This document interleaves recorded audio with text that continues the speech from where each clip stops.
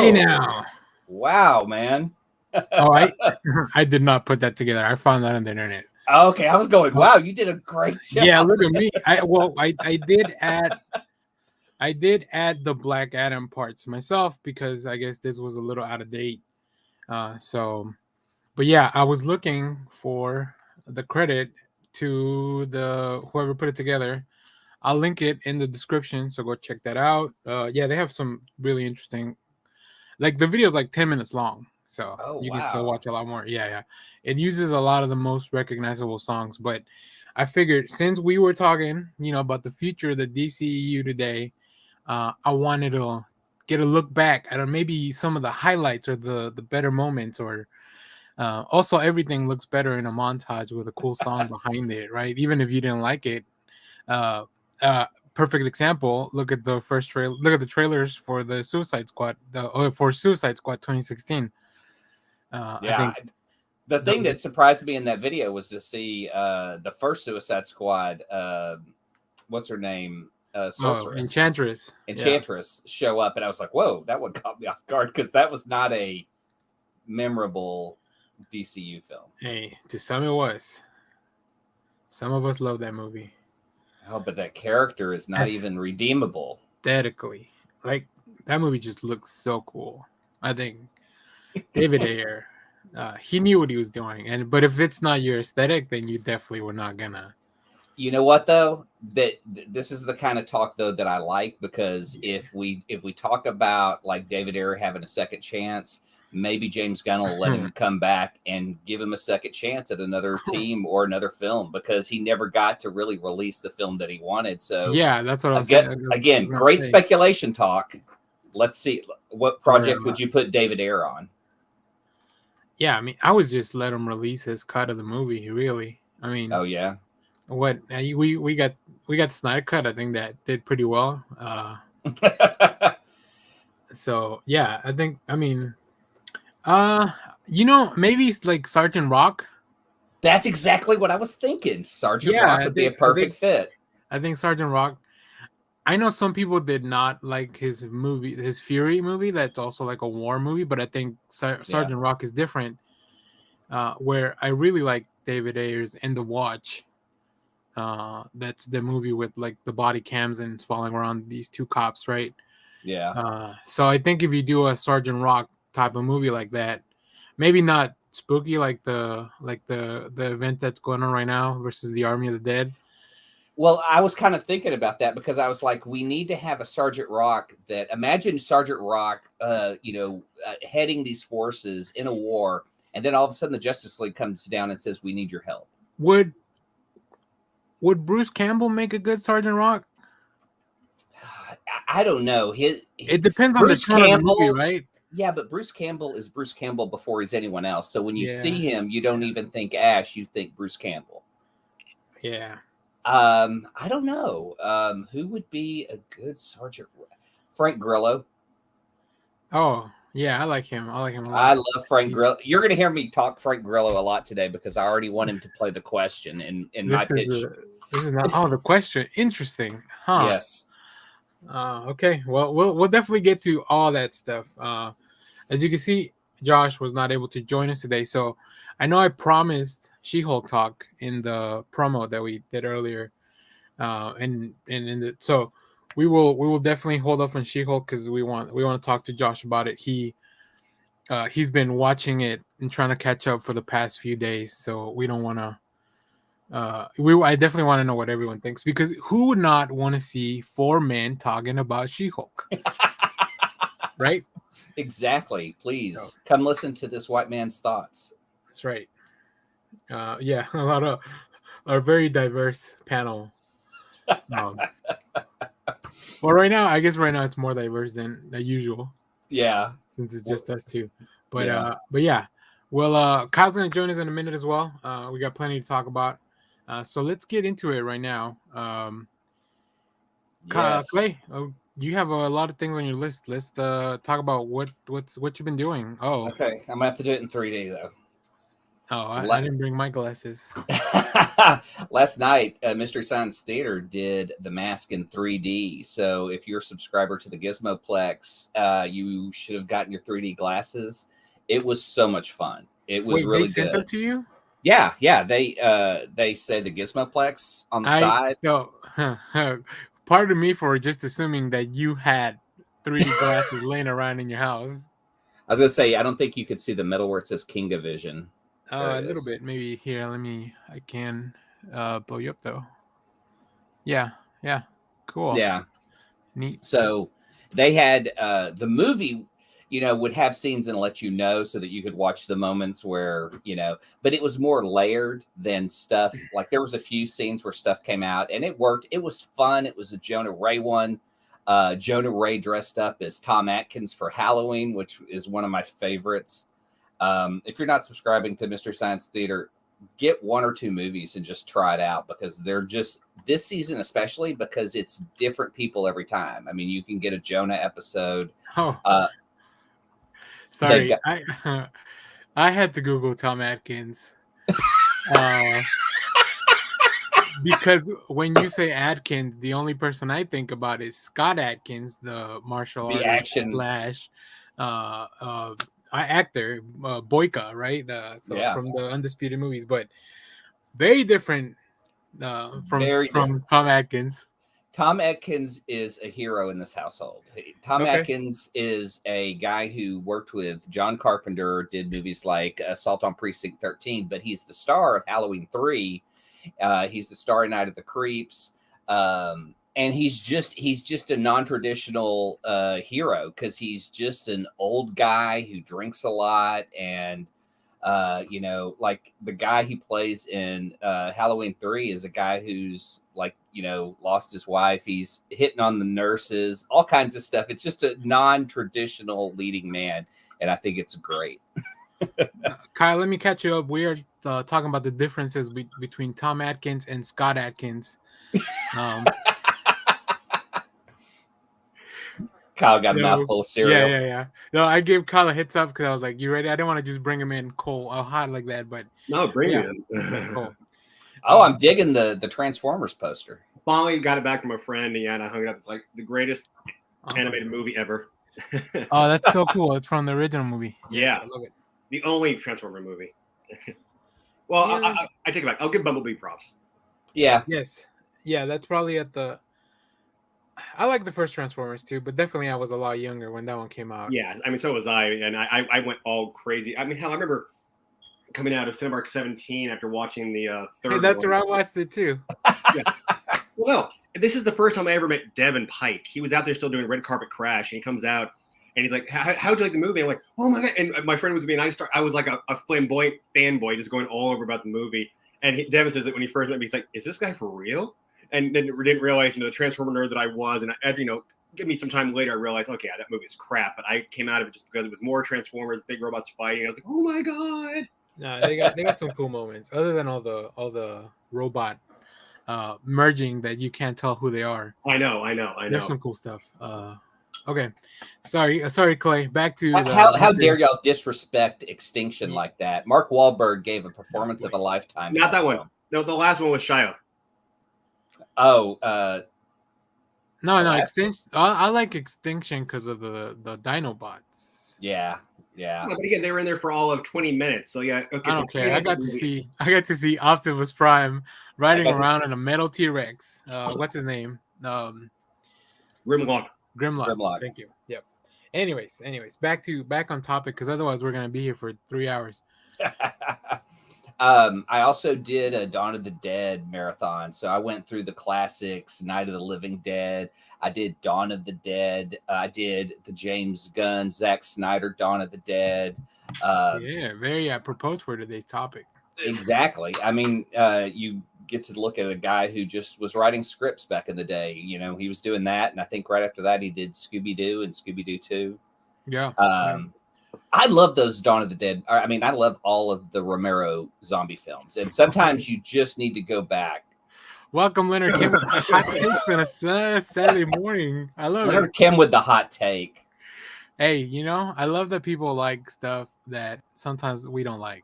we'll definitely talk about something I didn't like, but others might have, and that's a rarity. I usually like plenty of stuff. Everything. So cool. So out of all the Dawn of the Dead type of stuff, all those movies. Now, with all these Romero movies, Yeah, except for the Zack Snyder right, one. right, Yeah, and then Return of the Living Dead, that's a different film altogether. yeah, because that's when like That's in right, '85, and yeah. it's more of comedy. It's got like a lot of comedy in it, and it's really Is that the dark one with the comedy. comet? Yes, Okay, cool. and it sets off the definitely gas, one and that's high on my list because I remember watching that one too, and I'm like, oh, this is different. This is not like the other one I've seen. yeah, Uh, if you love like the zombie aspect, but kind of like some humor to it, Return of the Living Dead's pretty great. But all the humor is really dark because it just deals with people who are dying, becoming zombies, and how they're dealing with it. But they have like funny takes on it. And nice. there's Yeah. also in very graphic nudity. I mean, there's like one woman who's pretty much full frontal the whole film. So Yeah. Because there's your warning. What else did I watch? I watched the original Halloween with Joe Bob Briggs commentary over on Shudder. I watched Halloween 4, Halloween 5, the two Jamie ones where they had Danielle Harris start to take over as the heroine. She had this mental connection to Michael Myers, and she was going to become the killer in that franchise, and then it kind of petered out. I hate that because Danielle Harris is so damn good. Like, if you go back and watch 4 and 5, like, she's the standout in that because she's like 11 and she's just turning on an incredible performance, for a kid having to be in a horror film. That was my first time I've ever seen her, but it's funny what her first acting job was. I ever knew who she really was. On what? Was an episode of Boy Meets World season 2. Yeah, that was one of her early jobs. She was beyond Roseanne as well. Oh, that's right, she was. Okay. Yeah, and then one of my favorites, The Last Boy Scout. She's Bruce Willis's daughter in that. She's fucking fantastic. And I've heard that she would love to revisit that character again, and that makes me want to write some fan fiction. The Last Girl Scout? The Last Girl Scout. She teams up with Damon Wayans to find out who murdered her father. With Damon Wayans. All right. And now we got a movie. And then, do you want to talk about Halloween Ends? Well, so that leads us to a question, Kyle. Before we went live, we were going over the notes. Are you a horror person? I don't see a lot of stuff on your list. Yeah, there's a few things I like, but no, I'm not like anywhere. I'm not really, and especially not like Clay. Yeah, mainly to ask if you watch Halloween Ends. No, I read the wiki on it. I haven't watched any of the outside of watching some of the original Halloweens growing up. I don't keep up with any of those fucking movies. Okay, then yeah, we can get into it. I don't even think we need spoilers because spoilers for Halloween Ends for anyone who has not seen it. Yeah. So let's get into it. This is the end of the trilogy. In the first film, we saw Laurie Strode, who's been a victim, who is now a survivor, who has prepared a house. She has prepared her daughter and her granddaughter so much that she's alienated them. Mm-hmm. But she has come back around trying to protect them again as Michael Myers returns. And by the third film, Laurie Strode is not that same person that we saw in the first film. No. She's just kind of given up on that shit. And her daughter's died, and she just kind of wants to live life. And it's really sad and not a good movie because that take on Laurie is dull and uninteresting. Here's my big problem with the last two movies. I really enjoyed 2018. I thought it was a really interesting take, a fun alternate timeline that we're catching up with from the first one. Sorry, there was a bug that just jumped on my screen. And the thing is, I wanted to just get Laurie's story, and I think maybe originally that was the plan because I feel like if you take parts of Halloween Kills and you take parts of Halloween Ends and you smash them together and you try to tell maybe a cohesive story, if you just focus on the Strode family, right? I think I would have enjoyed that more. But after seeing some stuff that they're like, oh, we want to extend this into a trilogy or whatever, and then that's when we get both of the plot lines that I didn't really connect with, that I didn't really vibe with, the whole the townspeople, like, you know, evil dies tonight, mob mentality type of shit. I'm sure they were trying to make some commentary on stuff. I think it was a very clumsy way to do it. And then in this one, like, I really liked the cold open. I thought that was like, I really liked that piece of it. But then Yeah. I didn't realize they were gonna take it into this other direction. But it also feels like they were like, okay, let's go in a new direction. But then they just got scared and they're like, no, never mind. Yeah, We're gonna like give they you wanted to more. go into a new direction, but Yeah. didn't remember the first two films. Right. Like it blows my mind how bad Yeah. they just kind of fucked this thing up. And then I saw an article that said that we weren't going to focus on Laurie and Michael in the last movie. And I go, well, then why the fuck did you sign up for a Halloween movie? Yeah. Right. If they had committed to like making this Corey individual like the next big evil or whatever, Yeah. okay, maybe that would have been a better payoff, and it would have, you know, Nope. I think I would have liked it more than what we got. No, than what we got, because at least they would have tried something different. People are praising this movie sometimes because they're like, oh, you know, something different, and like, not really. Like, they gave you a fluff in between, and then they went back to their old movie, like, you know, the old formula. If they had gone to like maybe this Corey individual like kills Michael and then becomes him or whatever, then you're doing something new, something different, kind of like what you were talking about with the other actors they were setting up, right? Yeah. So yeah, unfortunately for me, I'm glad I watched it at home, really, because I would have been more upset, I think, at the theater. Yeah, I would have been real upset if I had paid for this. And it was tough because Mark Ramsey from my other podcast was going to go to the theater and see it, and he said, "Don't tell me anything." And I wanted to tell him, "Don't pay for it." I really wanted to tell him, but I had to just like back off and just let him. Yeah, sometimes we need to let people make their own mistakes, Clay, and just be there afterwards for them. Yeah, I mean that. So I hope you got on the phone with Mark afterwards to like talk him, you know. Yeah, talk to him about it. I mean, really, if you wanted to go for a really weird fucking ending and you wanted to continue this, it would be Laurie's granddaughter who would become the killer. Like, to me, that would have been the bigger twist, is because they go into this film with these two trying to have a relationship after, like, you know, Laurie's mother's been killed by Michael Myers. Now she's with her granddaughter. They're just trying to live and exist. But for some reason, they don't have problems till the end of the film when she's like, I'm leaving town. And I'm like, where did this attitude come from? Because it wasn't in the first half of the film. Quick question. Is he still a supernatural being in these new films, or is he kind of just... It feels like in the last one he was, and in this one he's not. Okay. Right. Exactly. The way I read it, that's how it sounded like. The way how he finishes off didn't sound like... In the last movie, like, first of all, he takes out a whole like squad of firefighters, which really cool kills. Like, that's one thing they keep getting right. Like, the gore is there. Except in this movie, I felt like it was really lacking. The fight in the kitchen was pretty. I think they went pretty hard on it. I think with Laurie.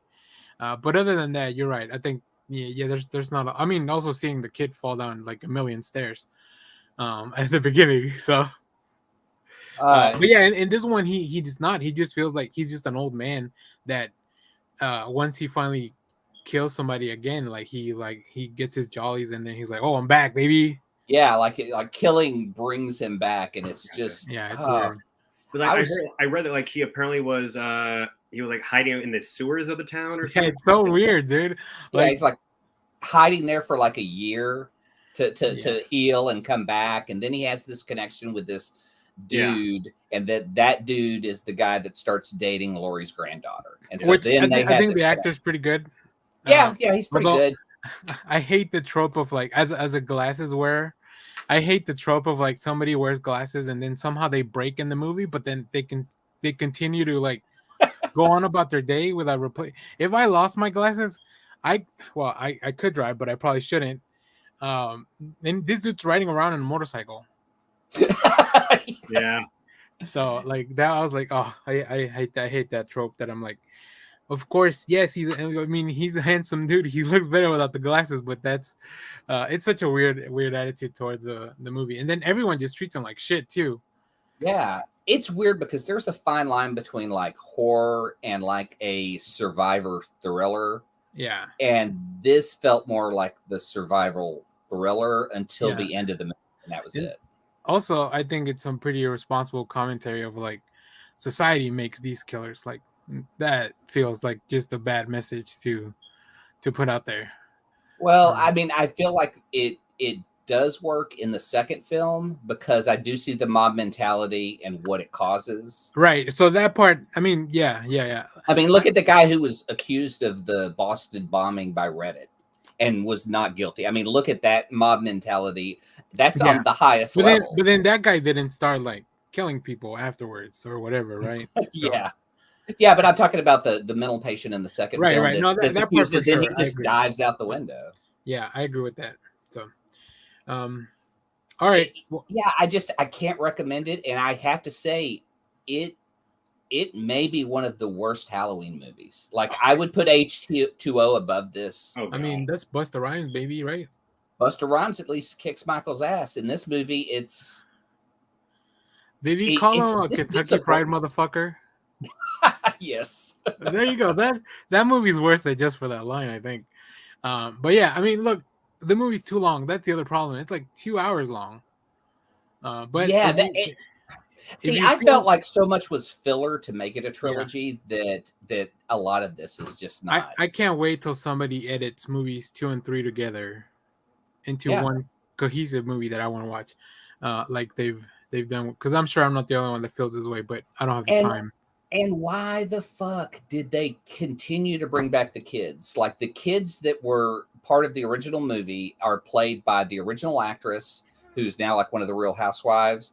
And then, oh my God, who played him in the second movie? Brian from Breakfast Club. Oh, yeah. I just know him as the reporter in The Dark Knight. Oh my God, you're so young. I mean, I've seen Breakfast Club, but he doesn't look like somebody in the chat. Leonard Kim, help us out. Wait, who are we talking about for the Breakfast Club? I mean, there are only 3 main characters. The geeky guy. Oh, yeah, Anthony Michael Hall. Anthony Michael Hall. Yeah. God, I'm just having a brain fart trying to think of him. What his character did in the first 2 films, like, made more sense than the female character who's been in all the movies who did nothing. Like she did nothing. She had no arc. She had no purpose, but she's there and she went through the same shit Lori did and even felt the trauma as a child. And they just never really deal with that. It's all, I don't know. I'm just really disappointed of all the things they could have done with all the resources they had. And this is the ending we got. Yeah, because I like those creators. I like their stuff they do. I like Vice Principals. I like Eastbound and Down and the Glorious Jamestones. Like I like all that stuff. Like I think you could have, I don't know, maybe you could even try to make the movies funnier. I mean, if someone said, I mean, just because they have the clout and the resources to be able to do a Halloween movie, sometimes that doesn't mean you should. Yeah. Yep. All right, let's move on to Kyle. Otherwise, we'll just keep talking about Kyle.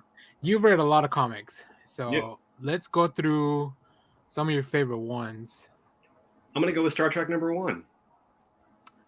This is the reboot that just started from IDW, right? Sort of a reboot. It's a continuation. It's 3 years after the end of DS9. Cisco is returned by the Prophets, and he's kind of not all there. He's like the Prophets have mentioned something, but he knows it, but he's not sure exactly. So he goes to Picard for a ship, and he goes, "Why are you coming to me?" He's like saying, "Because Starfleet, you're a captain. Starfleet should just give you a ship." He's like, "Yeah, but I'm the kind of guy who just came back from these gods, and they're looking at me like, what's wrong with him?" So he goes, "Okay, I have one ship, but I have one condition. I want you to take a first officer of my choice." And he goes, "Okay." So he gives him Data. So as Data and Cisco are on their way over to the new ship on the shuttle, they arrive and they have Captain Cisco. Are you ready to take over captain of the ship? Yes, I am, Captain Montgomery Scott. And he goes, "Well, if we're going to be doing this first name basis, you got to call me Scotty." So it's a ship that basically has been around over 100 years, was taken out during the V'ger incident in the motion picture, has been it was in the thing, has been refortified with a whole under Scotty's supervision and been fortified to like a new ship. So they go to the bridge and they have the crew. It's an Andorian who is the daughter of an Andorian that Cisco served under the Okinawa, a new Vulcan, Lieutenant Tom Paris. So this is right after Voyager's back. Whoa, this is deep. Yeah, and before they can head off onto the mission, he has to get a clearance for his chief medical officer, Dr. Beverly Crusher. So we got to team up. Oh yeah. So we go through, and we got members from every series almost. So they go off and they find the nebula they're supposed to go to, and as they get there, they have a whole, I wouldn't say armada, but a whole like group of the crystalline entities from TNG come out. But then, yeah, so Cisco then, and it's funny because they talk about like being in some place where they've met gods, and Scotty goes, "Yeah, we actually met Orion once," and they bring back talk about godlike beings they've met, and then Cisco starts having these visions of the prophet saying we're dying, and then another object comes out of nowhere, disintegrates all of the crystalline entities, and then just goes off. And so basically Cisco, and it's like, yeah, so apparently all these things we consider gods are dying. We got to find out what's going on. So it's like, okay, I'm in. Was that a 22-page comic? Yeah. Yeah, exactly. Like, because a lot happened. Yeah. Like you just described, it feels like a whole first volume of a DC book. With him also. That is intense. Wow. It's amazing. And I'm like, in the next issue, it has Cisco shaking hands with a Klingon. I'm not sure if it's supposed to be, I don't think it's Worf, but but it's somebody who looks like he's making friends with. So I'm just like, okay, I'm looking for it. I'm going to keep up with this one. Nice. Then I read, let me see, hold on, where is the list? I read Thunderbolts number 3. This one, basically, you find out that basically Monica Rambeau is sleeping with Blue Marvel, who owns a huge cathedral under the Pacific Ocean. And she goes, and you see Hawkeye who's trying to do training with the team, and even though he's back in the purple outfit, he's wearing his purple mask again. And so he does all this training, takes him out. Their PR person says you can't. We're because you're now having to be like police sort of force for the city. You can't wear the mask, and so they go through, and they take and the villains are the all 3 of the apes from the Red Ghost. I don't know what that means. Huh? Fantastic Four, the Red Ghost, the old guy who can turn intangible, but he has 3 apes, like the baboon, the gorilla, and the chimpanzee, who are like. I don't remember this at all. I feel like Kyle's making this shit up. No, oh my god. Now I'm gonna have to look it up to see if it's real. This is the type of stuff that I want you guys to make the little YouTube shorts about, because you can tell me about this character in 30 seconds. He's an old Fantastic Four enemy. Okay, and anyway, so basically you come out, and so they end up stopping him. Yeah. See, thank you. Kyle PD is up on. So I can share it, Clay. He looks like Santa on meth. Yeah. Drop a link on our chat so I can pull it up and share it, and I can see each one of the apes. He has a gorilla, an orangutan, a baboon, and a chimpanzee, and each one of the, or maybe not chimpanzee, but he has 3 apes, and each one of the apes has special powers. Like one's a shapeshifter, one has super strength. Does he work with Mandrill? Yeah, it might be. No, I don't know if he's ever worked with Mandrill. He might have. Okay. Anyway, so you go through, and basically you have the guy who's sort of like the Cable-esque guy they have on the team, who calls out Monica and Clint, basically saying, "You guys both suck." Clint, you're the one who's not treating this like a real team, and Monica, you're not backing him up when he screws up. And so it's just like they're really trying to push more of like a formation of the actual Thunderbolts team. Let's see. Next, I read. Oh, Clay, I don't know if he's been reading this. Sergeant Rock versus Army of the Dead. I almost picked it up. Sell me on it. Do you know who's written by? No. Bruce Campbell. Oh, yeah, that's right. I did. Fuck yes. That's why I mentioned it. The earlier one. So, of course, we're dealing with the better Sergeant. Sergeant Rock definitely kicks Sergeant Nick Fury's ass. And Easy Company. And they're brought in because they're having to fight Nazis who don't die. And so it just goes into realize that Hitler and them are making Nazi zombies. And so it's like, there you go. So this is Red Ghost, Ivan Kragoff. Thanks. I'm sure I've seen this dude before. I don't think I've read him on anything. Yeah. Anyways, sorry. Kyle, continue. It's just a fun book because it's like it's just Easy Company, World War II story. The art's pretty nice, and it's sort of Army of the Dead versus DC's heavy military force. I at first thought it was Sergeant Rock versus the Army of Darkness. Yeah, which would have been cool. but it's not. But it's kind of like that. Just Yeah, maybe yeah. they couldn't use Army of Darkness. It's right? Bruce Campbell kind of throwing the gems in there, so I think he's going to be pulling a lot If- from that, esque. If Sergeant Rock at any points pulls a chainsaw out, I think it's gonna be really funny. That would be badass. After that, I read. Let's see. The new Ultra 7 #3. You have it to where basically one of the main guys is mentally in contact with Ultraman. They're trying to figure out what's wrong with Ultra 7. They take out the monsters, and then the next issue is going to be Ultra 7 versus Ultraman. He's trying to figure out why is my brother going insane. And then basically you find out that basically the Japanese force have a new monster team that they're going to be sending in. So apparently they have a new group that takes on the monsters, and so we'll see what happens. After that, I read the amazing. Oh, this was good. The Amazing Spider-Man. Oh, and hold on. Amazing Spider-Man number 11 and 12. And they brought back the best Spider-Man villain. It's stealing Hobgoblin. Oh Jesus! Oh yes. So- Do we know which Hobgoblin it is yet? No, and that's the thing. By number 12, there's multiple Hobgoblins. So basically, Oh shit! So Spider-Man is contacted by Betty Ross. Jesus, Betty Bryant. Yeah, and basically saying that Ned's on some kind of a story. He goes to talk to him, and apparently his deal with Killingsley, who was supposed to be the original Hobgoblin. Gotcha. And so basically, and this is number 12. 11 basically has, and you've realized Norman Osborn is meeting with Roderick Killingsley also. So by the end of the issue, the Hobgoblin comes in and tries to destroy them. Spider-Man's there. In the next issue, they find out that Norman gets taken to the hospital. Peter goes to talk to him. He goes to find Ned. He finds Betty tells him that Ned's been dressed up as a Hobgoblin. So he goes to fight the Hobgoblin. The Hobgoblin comes in, and he's using the new Spider costume and the glider. Takes down the Hobgoblin, and he takes off the mask and realizes it's Roderick. But then you find out later that he's using these. He does a special trick, uses some blast, hits Spider-Man from behind, turns around, and there's two more Hobgoblins. So he goes, "Which one's the real Hobgoblin?" So you realize that Ned's probably the Hobgoblin, Roderick's probably the Hobgoblin. But it's just like, oh, this is badass. Kyle, quick tangent. Oh no, we did talk about Spider-Man number 1 last show. Okay, never mind. I went to check the notes. series started off shitty, but it has gotten good. Oh, Okay, And good. this is the Zeb Wells Yes. run, right? Okay. Yeah, it's Zeb Wells. It's gone from 0 to 100 in the last couple issues. I'm Okay. like, hell, I'm Because glad I to hear remember- that.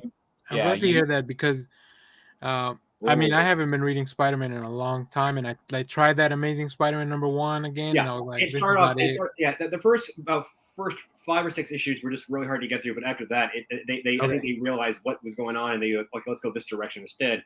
And it's going up. So Okay, very Spidey cool. is Very, coming right very now good is to know. badass. And no, this is 11. Issue 11, he's swinging around with Felicia Hardy as the Black Cat, and he goes, "I want to ask you something." Yeah, it's like saying, can I actually officially take you out to dinner? Like he realizes that, hey, my relationship with Mary Jane's over. I actually want, and every time we do something, it never ends right. So I officially want to ask you out on a date. And she goes, "I'll think about it." You'll think about it, but I got to tell you, confidence looks good on you. And she just jumps and swings off, and he goes, "Holy crap, that actually worked." So, yeah, I'm liking the new stuff. All right. Well, you can hit this last comic, and then we'll swing back around because the other stuff is more of TV, right? Yeah. Yeah. Okay. And then basically, Action Comics number 1048. Superman is trying to stop a satellite from Warworld from hitting the ground, and a boom tube opens up.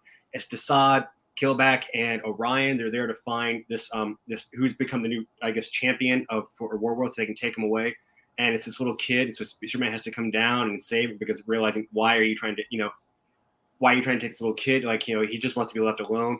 And at one point, Superman just goes out and just belts the fuck out of Orion. Orion goes, "You dare? It's on!" And just comes, and it's just like, okay, here we go. I'm glad Superman's back on Earth. Yeah.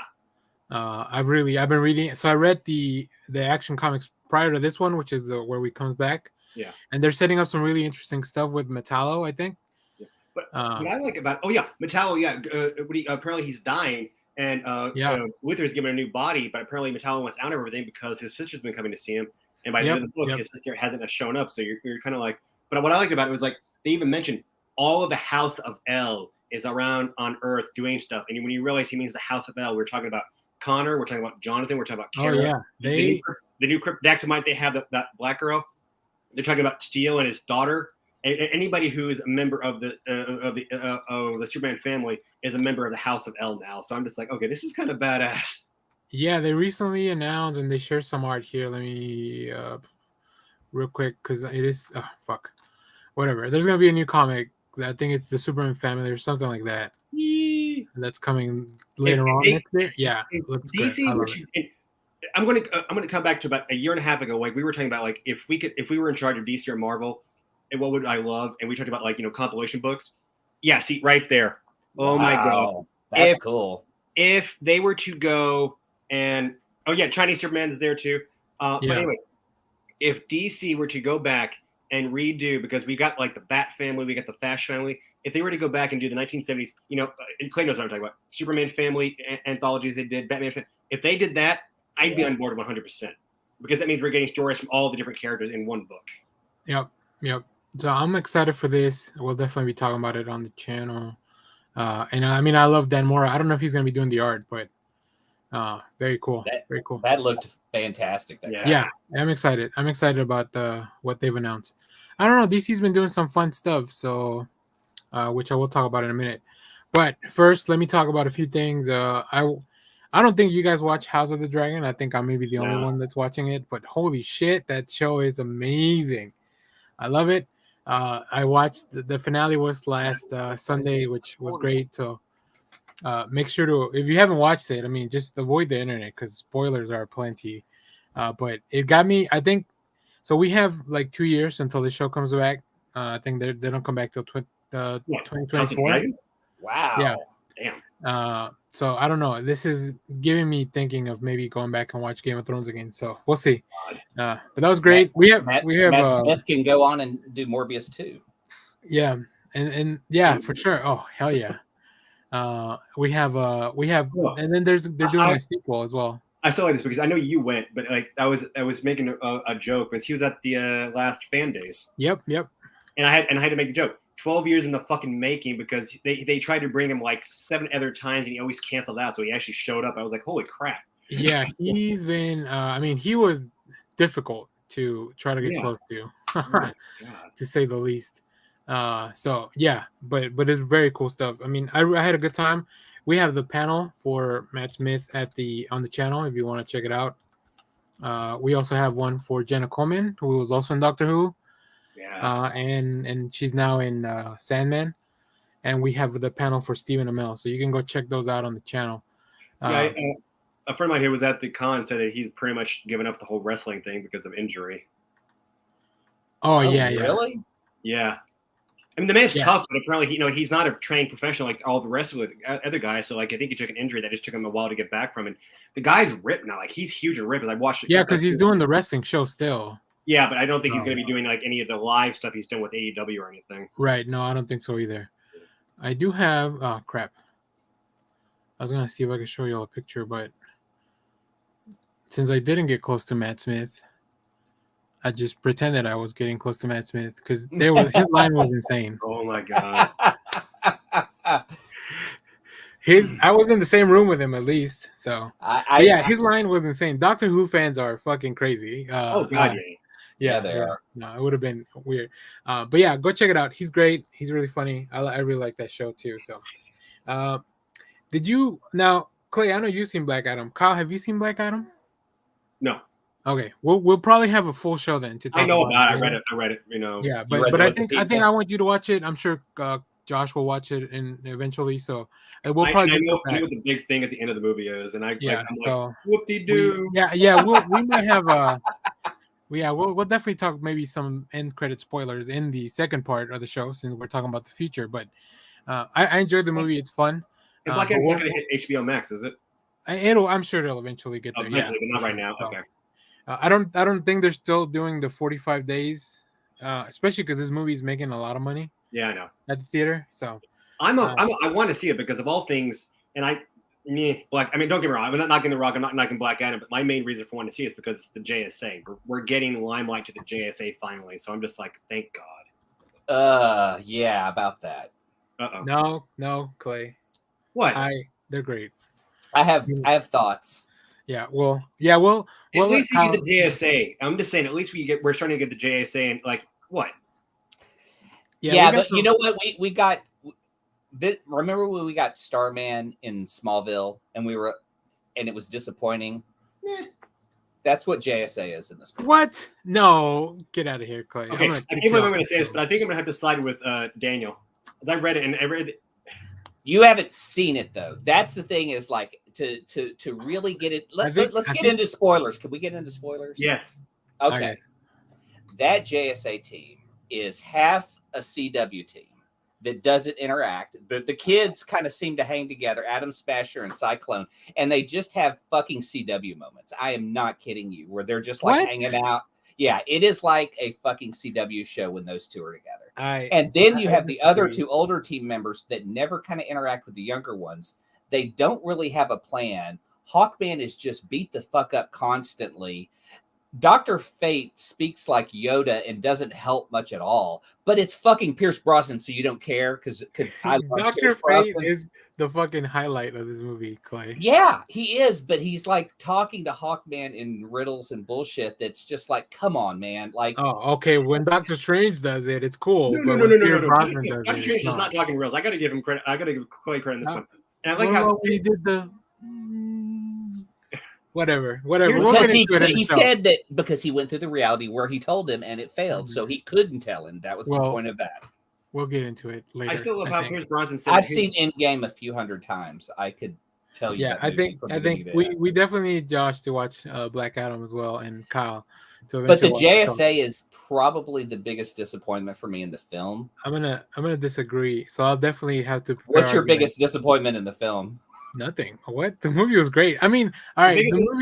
The biggest disappointment is in bringing back somebody as a certain character. No, the biggest disappointment probably I would say is that there was not more stuff that I wanted to see. I wanted to see a little bit more instead of some of the visual choices definitely feel like aged out. So the CGI, even though the copy we saw was rough, the CGI was rougher. The dude that the main villain for the movie, how was he looking? He's great. I wish we had gotten more of him too. That's probably another thing. See, Leonard Kim gets it. The biggest disappointment is that the movie ended. Yes. Okay, let's go through my notes. I will go through the good and the bad through the film. No, save it for the Black Adam show. We'll just have a full Black Adam show. Okay, let me at least note they need to fix the music. They don't understand how music complements a film, and they just drop fucking songs in like they're Zack Snyder. They just say, "Oh, it's got some sort of word relation. I'm just going to put the two together, and it will make a moment." And it does not fucking work at all. And it made me mad because qualify that sentence by saying it doesn't work for Clay because some of us really enjoyed it. Sorry, Clay. I can't give you any of that. The music in Bad Adam is it just doesn't work on any level, especially after seeing Moon Knight and them going into the Middle East and using the music and showing the culture and being more into that. Like you see Kondak and that's it. Like it's like it might as well be a soundstage. It was that you barely get to know anyone other than the son and his mother. And and then the one comedy relief guy, and that's it. I mean, they don't do anything as far as the Middle Eastern music the way Moon Knight would play stuff, and you go, "Oh, this fucking works." I don't understand the words, but it works for the scene and it works for the show. Every song they played was just trash. I don't know, Clay. I can't agree with any of this. The only thing I'll say is I guess that art is subjective, so you're entitled to your opinion. And the Rolling Stones song they picked, I was like, "What the fuck? What the fuck?" His name is Black Adam. Yeah, it's right there. And they're already releasing the Black Adam soundtrack on Mondo. I'm just like, hell yeah, adding it to cart. That, and I'm gonna put that right next to my Taylor Swift vinyls. Hey, here's a pro tip: wait till it goes on clearance. It won't. It'll sell out. Dude, are you kidding me? It's gonna have some sick art with The Rock on it. It's not. It's gonna sell out. Yeah, it will sell out for the art, but yeah, that it's so bad. Like James, thank God for James Gunn. Hopefully, his creative will also include music because he knows how to put music in movies that matter and works on multiple levels. In a DC movie, it works on surface level only and does it, and that's it. Period. Interesting. If you want to have a breakdown, I will show you. I'll have to come. 10 Marvel movies where it works, and I will I'll show have to you come prepared, 50 for DC sure. instances where I'll it have to doesn't. come prepared. I think that might be our next court case. Oh, yes. The trial of Black Adam. The trial of Black Adam. Well, I will put DC on trial for their use of music. We should, yeah. Let's do it. Because once again, not to bring back Suicide Squad, but I enjoyed all the needle drops there. Well, you know, in the first one. I can't knock every DC thing because I actually have the vinyl soundtrack for the previous Justice League when it got released in the theaters. I have the soundtrack, and I thought that was a good soundtrack. Who did the music? That's only because Danny Elfman was back. Danny Elfman. Yeah. Yeah, that's like an automatic. That's cheating. Yeah. I'm just saying, I have that soundtrack and Danny Elfman did it, so I'm okay with it. That's like anyone that says Halloween ends, the good thing about it was the music. Yeah, of course it is. The Carpenter family's on it. I know. What was fun was watching Halloween 4 and 5 where they still use the music, but it becomes almost like a disco beat because it's sped up. Like maybe they don't have to pay John Carpenter, but he's in the credits. Yeah, he'll be on trial. Yeah, he's definitely had a very adventurous month. Yeah, I just don't. I don't know. We need to have a Black Adam episode because I really want to get into it because I have notes. We will. I have notes, and we will. I do love The Rock. We need Josh to watch it, and then Kyle. Now we need you to watch it and not just read the wiki, so we can. So otherwise, Kyle Clay may not believe your points. We need you to watch this movie and feel nothing, so you'll side with me. No. All right. Real quick, let me finish off real quick, and then we'll go back to you guys. I watched Star Wars Tales of the Jedi. There's the new shorts from Disney. They're a lot of fun. They focus mainly on Dooku and Ahsoka, which are two really fun characters, and it just fills out a little bit of the arc and connects things that we've seen in the movies and the Clone Wars show. So like, if you're a geek for that kind of thing, I think you're really gonna enjoy it. Whoever's voicing Dooku is doing a very I forgot the name of the actor. I'll look it up. Christopher. No, sorry, the live action Dooku, who was also the Dracula. Christopher Lee. Thank you. Oh, yes, he does he sounds a lot like Christopher Lee. I was gonna ask if we did get a Count Dooku live action of a young Count Dooku, who people would ask. So I'll probably tweet that out there, like who should play a young Count Dooku. What was it? I was listening to Matt Smith. Oh, that might be good. No, I was listening to Hollywood Babylon with Kevin Smith and Ralph Garman, and they said apparently they interviewed Christian Bale, and he says there's only one character I want to play if they were to offer it to me in the Star Wars universe. And he goes, who would that be? And he goes, I want to play the stormtrooper who hits his head on the door. Like just follow that character. Afterwards. Exactly. Do like a whole 9 episodes just on him. Do a whole prequel and sequel to his life. I would make that a Tags and Binks movie and make Christian Bale comedy relief. Yeah. Also, I didn't put it on the notes, but y'all should be watching Interview with a Vampire. It's really fucking good. But I got reviews on the channel for that. But let me go over comics, and then we'll head back to you guys to wrap up your stuff, and then we'll jump into the main topic. So here's the comics I've been reading. I want to highlight one of my favorites, The Riddler Year One, written by Paul Dano, all connected with it's from the Batman universe, with really cool art by Stevan Subic, who is a French artist, I believe. This is their first work in America.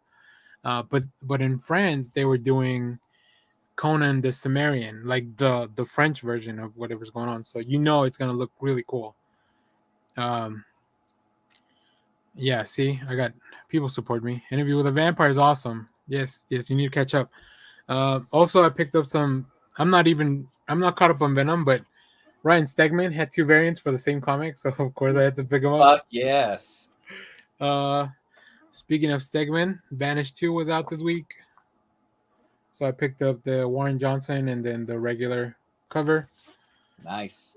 If you like horror anthologies, Nightfall from Vol Comics, 2 stories, really cool stuff. Just really cool. And then this one kind of reminded me of you guys because it's called Dead Mall, and I got a little bit of Chopping Mall vibes from it. A little bit more horror, not so much, but it's really good. It's really fun. It does take place in a mall too, so it's really interesting. Um, the Werewolf by Moon Knight annual that came out this week. I got that. Really interesting story. I was not aware of how Jack Russell's relationship. I guess I've never read the first appearance, so I don't know what their relationship's been from the beginning. Yeah, Moon Knight's out to get a Werewolf by Night because I think it's called the Syndicate or the Company or something. Yeah. Dispatches And then him. I didn't even know Moon Knight had a daughter. Well, it's not Moon Knight. It's Jake's daughter with Marlene that none of the other personalities knew about until recently. Then what was is it Jake's or Mark's? It's Jake's. Because Marlene was looking for Mark. Yeah, but she's looking for Mark for protection. Oh, okay, interesting. Yeah, because it's really cool when Moon Knight sees Marlene, immediately triggers him to switch to Jake, probably because of their connection. Yeah, really well done. I like it, and I think you can read this standalone if you're not caught up on the other story. But his daughter has a tie to Khonshu that's very important. Yeah, so that's the main part of the story. You know, it was okay. It was okay. I liked it just because of the expand, like all the lore behind all that stuff. I really like. That's what McKay does well. Yeah, Jed McKay's the writer on it. And then last but definitely not least, probably one of my favorite Marvel events in years, Judgment Day, finally wrapped up. Oh, Kieran Gillen, he's just such a good writer. Like, he knows how to get to the emotions, the stuff that he's done for the Eternals. Like, if anything, if you don't want to read an event, just read his 10-issue run of Eternals. Well, I guess it's 10 issues plus 2 one-shots, so I guess it is 12. But yeah, just read that so you can see like the change that he's made to the Eternals is freaking insane, and I love it. So, but yeah, that's it. Everything else, we got reviews in the channel for all that stuff, so make sure to go check those out. All right, Clay, let's hit up a few more of your things, and then we'll finish up with Kyle and move on to our main topic. Okay, so we talked about Black Adam. I won't go into that, though I really want to. I watched a movie called Barbarian. Have you guys heard about this? I have, and I'm waiting to watch it now that it's on HBO. It's actually my recommendation for later. Oh, really? Okay, yeah. I watched it. I won't talk spoilers because people kept talking about a twist or some angle that I heard that it's better if you go in without seeing or knowing anything about the movie. So yeah, and that's what worked. The only thing was people kept going, avoid the twist, and I didn't see a twist. Yeah, but I think I'm curious what other more like it's more like the intention of the movie as opposed to because it feels like from the poster it just looks like a straight up normal kind of horror movie, but maybe it's not. I don't know. We'll see. I'll let you know what I think. Yeah, it's weird because it's told out of sequence, and I feel like it's nothing that we haven't seen. I don't know. There's just things. I need someone else to watch it so I can talk with them about it. Okay. So yeah, it's still good. I enjoyed it. It's just I kept having that on my mind, and it didn't let me enjoy it. So maybe I just need to rewatch it. But the female lead in it, she's fantastic. Like you're invested in her. Okay, I'll try to check it out probably this weekend so we can talk about it maybe next week.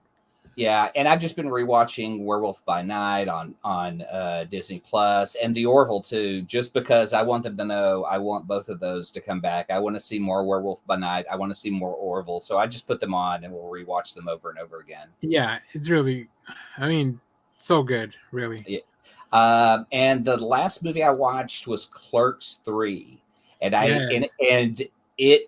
I still think about it to this moment. I watched that and I was going, I need to talk to someone about it. So we're going to have a Kevin Smith Clerks 1 through 3 panel episode and go through the View Askew universe and talk about Dante and Randall and Jay and Silent Bob. I loved Clerks 3. I was actually choked up. I asked you, because I said my buddy Terry said he cried when he watched Clerks 3. What did you think? And you said you got choked up too, right? Yeah. Some stuff it's hard to watch too. Yeah, especially from the beginning of the movie. I'm like, uh-oh. So, yeah. When they start to hit at things, like I really want to get into the history of Dante. Like there's so many things that happen in Clerks I want to talk about, but I think like of any films that we talk about, we are the widest, malest, most qualified for a Clerks movie. If anyone could comment on a Kevin Smith film, it's us. yeah. As much as maybe we shouldn't be talking about She-Hulk, that's how much we should be talking about Clerks. Yes. So and Did that's what I was waiting for Kyle to get back. Yeah, Oh, Kyle. I heard everything. So you thought it was a good film? Yes, I really enjoyed it and thought, I mean, as a filmmaker, you could see the improvement from the first film to this film. Well, what I love about it is in Hollywood Babylon is they were doing because he now owns his own theater up in Highlands, and their episode of they were doing a special episode of Hollywood Babylon, and after that they were doing a screening of Tusk, and he's talking about how he's asking how Ralph was asking how the because he's been on tour with the movie. He goes, has it been? He goes, for me, I'm never gonna do a Marvel film, and you can hear that whole thing in a Marvel film, especially Endgame. Anytime they bring everybody together, and you like the time when Cap grabs Mjolnir, the whole crowd just goes, oh. But I get those moments watching a group of 2,000 people in the theater watching Clerks. They're going, oh my god! But it's a combination of everything coming back in this movie. And goes that, and they know all this stuff. So like, this has been sort of my Marvel cinematic kind of thing. I'm never going to have those moments, but this is my kind of thing. So you kind of equate to that. So I think when I first talked about it, when I watched it, whenever it came out, like I said, it was kind of his end game, right, to the Issuse universe. Man, I don't know if I said that here in my review. Well, I feel like there's a Clerks 4. It won't be the last one because if he ends up doing the Mallrats TV series. True.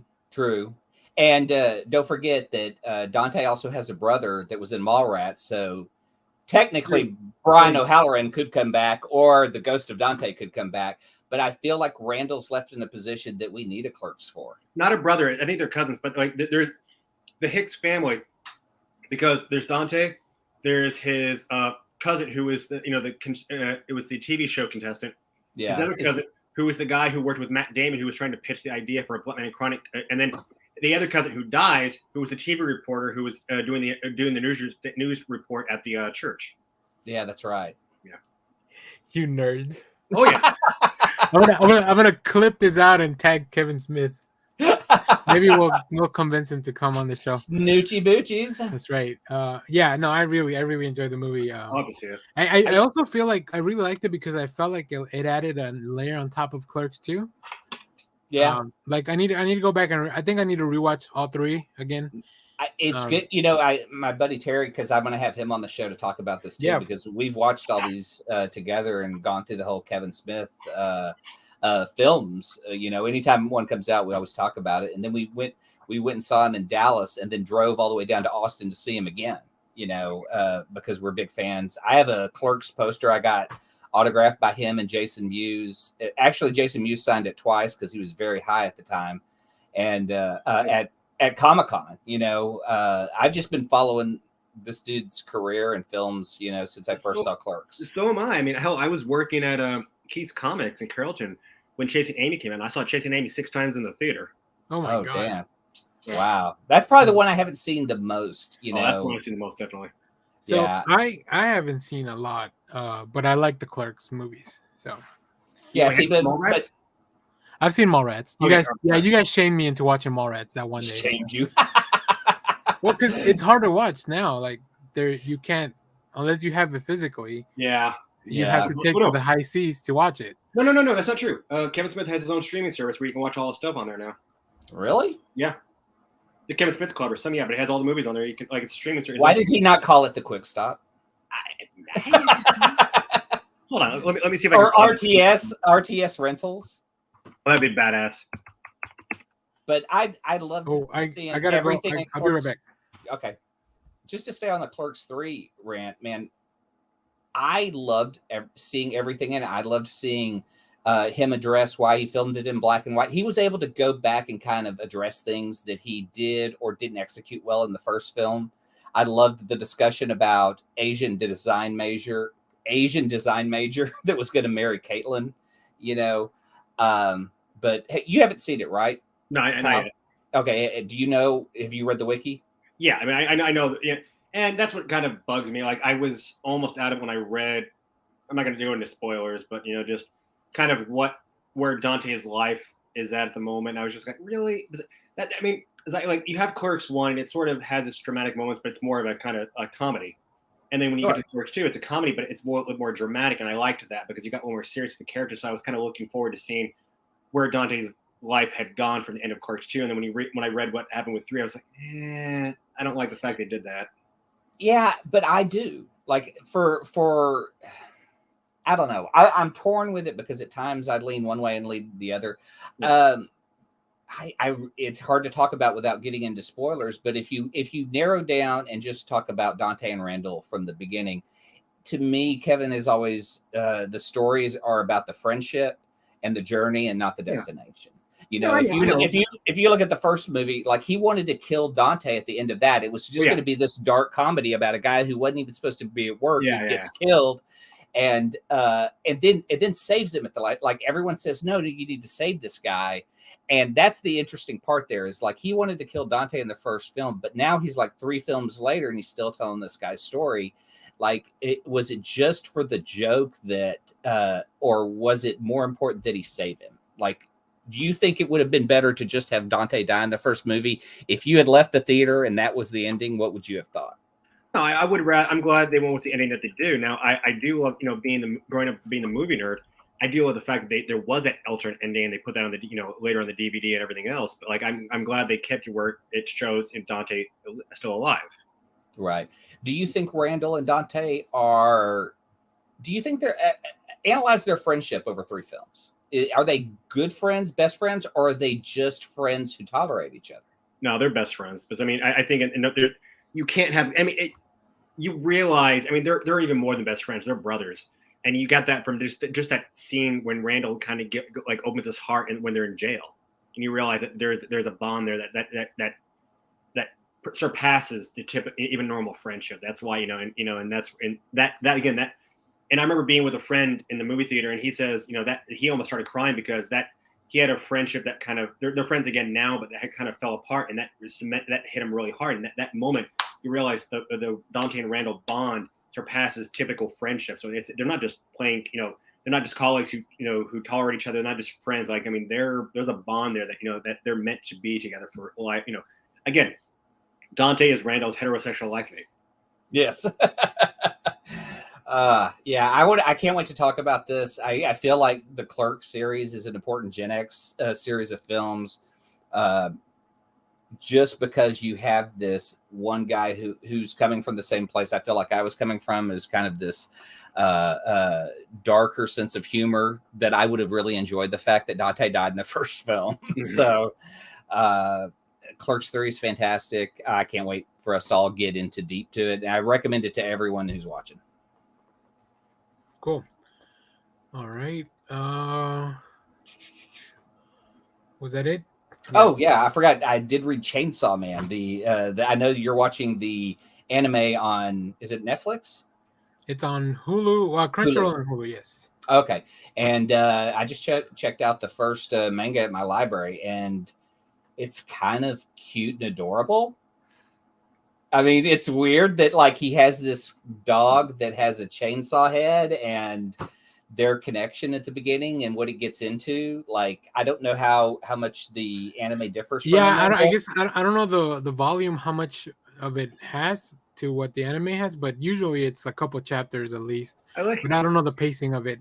It's been a long time since I read the manga. I'm comparing this right now to the whole Black Adam thing. Like, we're talking about Daniel loves Black Adam. Clay's like, oh, disappointment here. You're talking about how Chainsaw Man's cute. Daniel loves it. It's like we're looking at the 2 different generations. Like, Daniel's the CW generation, where you're the OG generation. It's just like the difference in fandom here. Well, that's why I'm very curious about his level of interest in Clerks, because Kevin Smith comes from, like, a dark sense of humor and a place that Gen X grew up in. And so to see other people look at it, does it pay off, or the joke's still there? You and Smith are about the same age. I mean, yeah. And you come from like the same, like, I'm a little bit after you guys, but like, but you guys come from that same period. So it's like, so I don't know. Like, it's. I don't Yeah, know. because I mean, I saw where work was going. I saw like he's working at a convenience store, and I'm trying to remember where I was even if I was even working at the time. I think I was working at like Gap Kids at the time. You and Mark talk about it. You kept asking, like, where were you in 1994? Where were you in 1992? I'm trying to remember what the story was. I just remember in 1994, Mark was apparently had his internet company, but that was the last episode I heard. So Yeah, he had an internet company building websites, and then the writer for some gentleman's magazine. Yeah, I know wild shit. And I'm like, which one? Maybe I've read some of his work. Not anymore. I don't think this one. These were all print editions, and I think it was out before you were excuse born. me, sir. Wait, Daniel, what year were you born? 86. So we had print. No, he's around. He's around. We had print editions. All right. Dial-up internet. Dial-up internet was not ideal to read articles about, in gentleman magazines.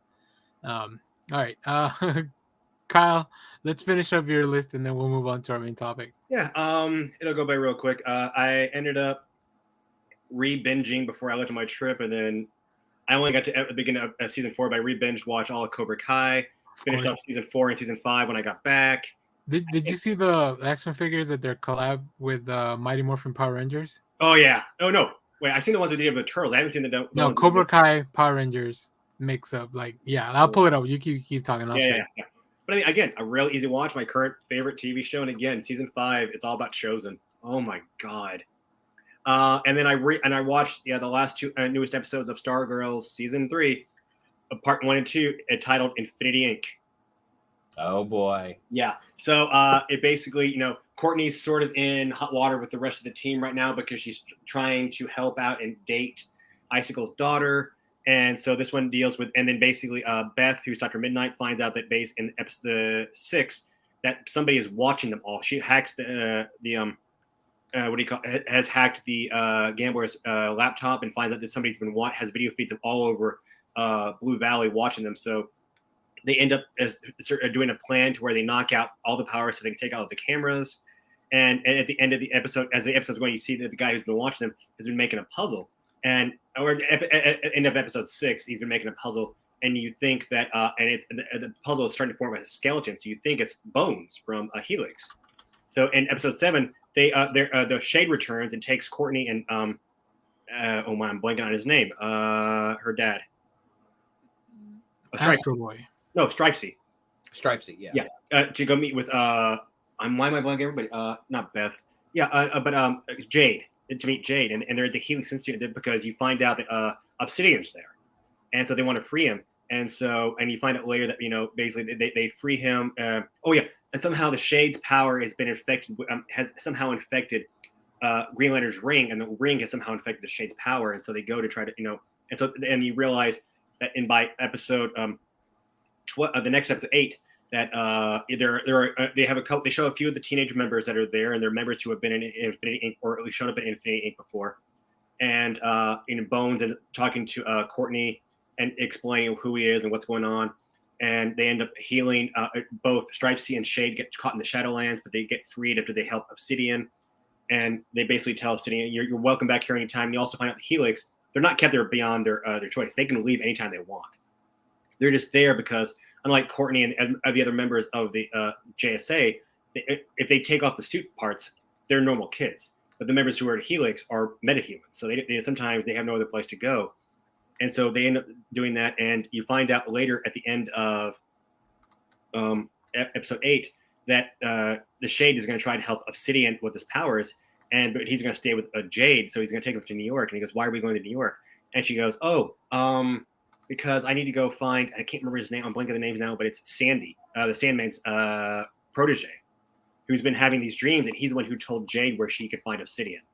So they're going to go find him. So basically, and then as that's happening, you have, and you find out later that basically it's not Bones who has been watching them. It's just, Courtney asks, "How do you know all about it?" Because we take the time to do our research. And and he goes, "I'm starting to think maybe basically isolating these kids isn't the right idea. Maybe we should have our own team." So he may make some of the teenagers a team. So yeah, and that's where it kind of ends on Stargirl. But like we're getting closer to where I think we're going to have Infinity Inc. maybe soon, which would be kind of badass. That would be a wild spinoff. That would not be something I would expect from a Or- Stargirl. Or we're gonna have more members of the JSA team showing up in the Stargirl. So Yeah, I would rather that. Nice. I just think that's an extreme spinoff. I don't know. I'd kind of like to see him try it though. All right, let me show you here, Kyle. yeah, So the only thing I don't understand why they picked Daniel LaRusso instead of I don't know. so it's his daughter, and Daniel LaRusso is an old man now. Looks cool though. I like it. I made to get that. That's I like the alternate head. There you go. There you go, Kyle. Just so you can spend more money. That was my whole objective. Wait, who was the third character? Oh, I was just a putty. Oh, okay. Yeah, I don't know. Maybe they do have a just a putty. Oh, okay. But You know who that is? That's not. It might be. It's supposed to be a putty, but it's also supposed to be Johnny in the skeleton costume. Yep. Oh yeah, that makes sense. That's why he's at the Cobra Kai dojo. That's cool. Maybe let me see if he. Oh yeah, nice. That's so sweet. It's a mask. They're wearing a mask. Yeah, so it's either Johnny or I wonder who's wearing that. I wonder who they have listed as him. That's the best figure of the bunch. Yeah, I like it. They're nice. They're cool. I mean, I don't know that I would get these because I might pick up the Daniel LaRusso's White Ranger. nice. Okay. All right. Well, let's get into Main topic. here. Let me give us a nice old transition.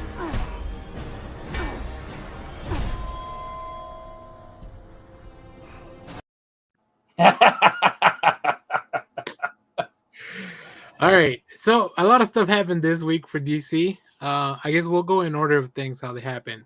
Yes. As you can see from our thumbnail, first of all, on Monday, Henry Cavill announced on social media, and I guess this is the spoiler for Black Adam that I was going to mention. Yeah. Which we have a whole video of me talking about the end credit scene, so go check that out. Because there's a lot more than just the appearance of this character, right? I do love that the copy of Black Adam I watched, when they showed that end credit scene, you could hear the audience cheering.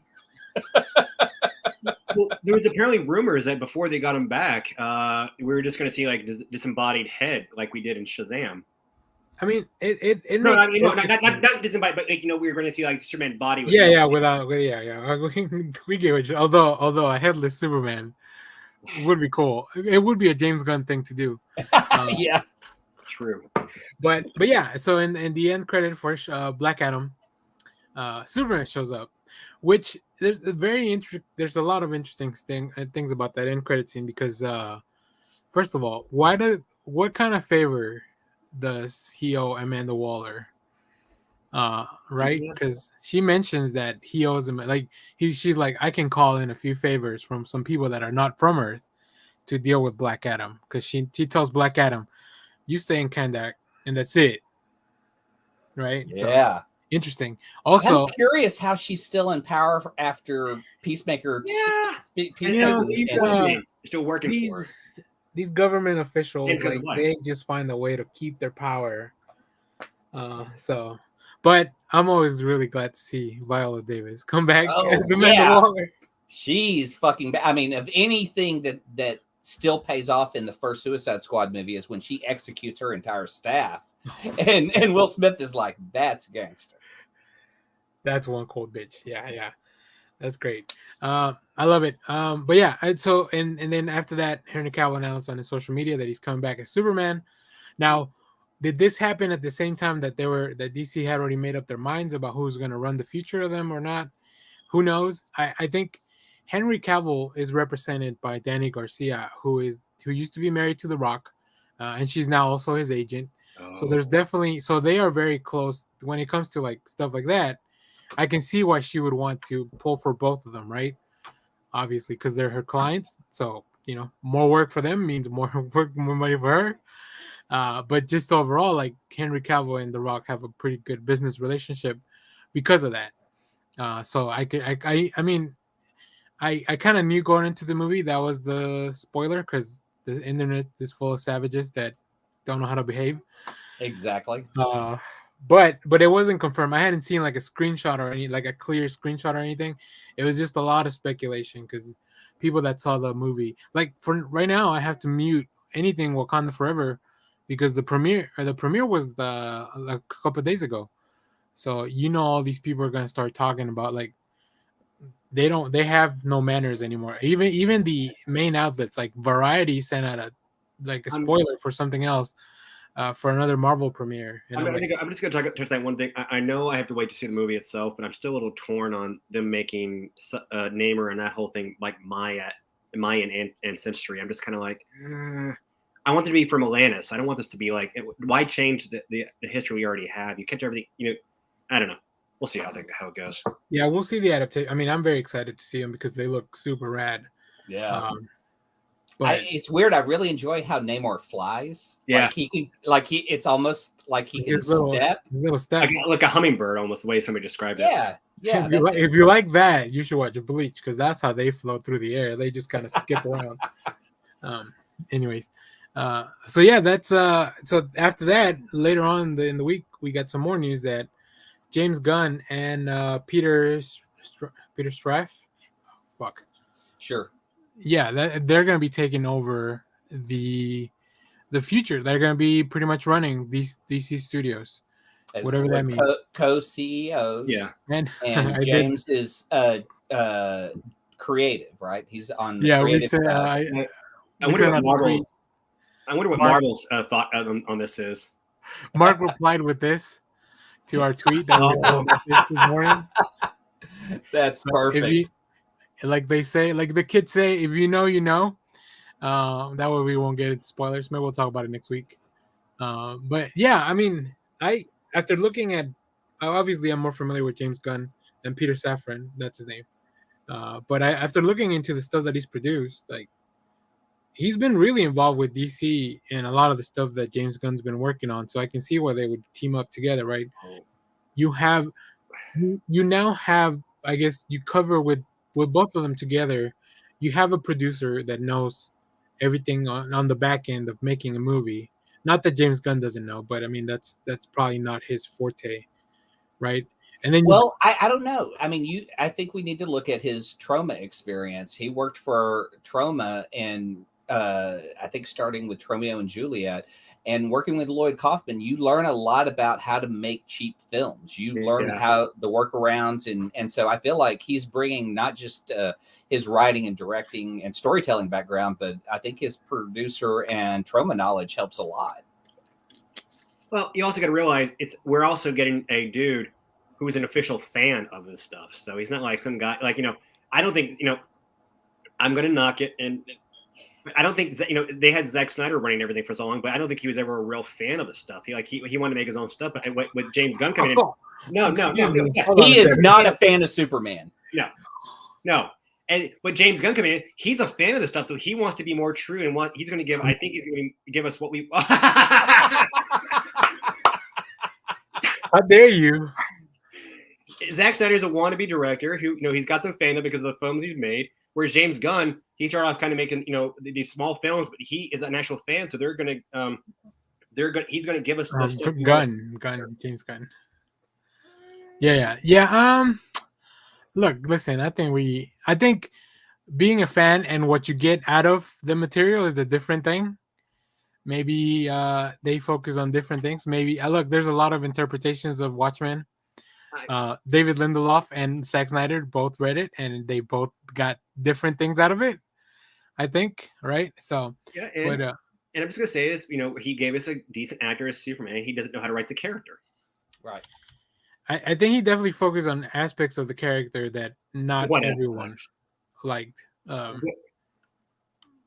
He gave us a young Superman that didn't know what the fuck was going on. I'll give him that. Like the identity of Clark having to become an adult in that was one thing. Yeah. But when you have a superhero who's willing to kill another guy because you're not listening to me, that's not Superman. Right on.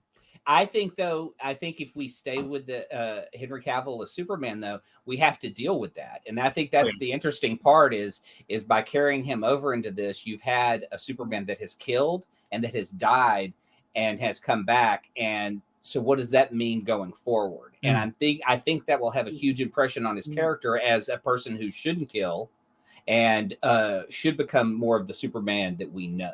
Real quick, the Superman we get in Black Adam, what costume is he wearing? Blue. Thank God. It's even shinier blue than Thank you. The one from Men of Steel. That black bullshit uniform he wore in the last movie. God. Hey, so speaking of that, let's talk a little bit about. I mean, let's look at some of James Gunn's work.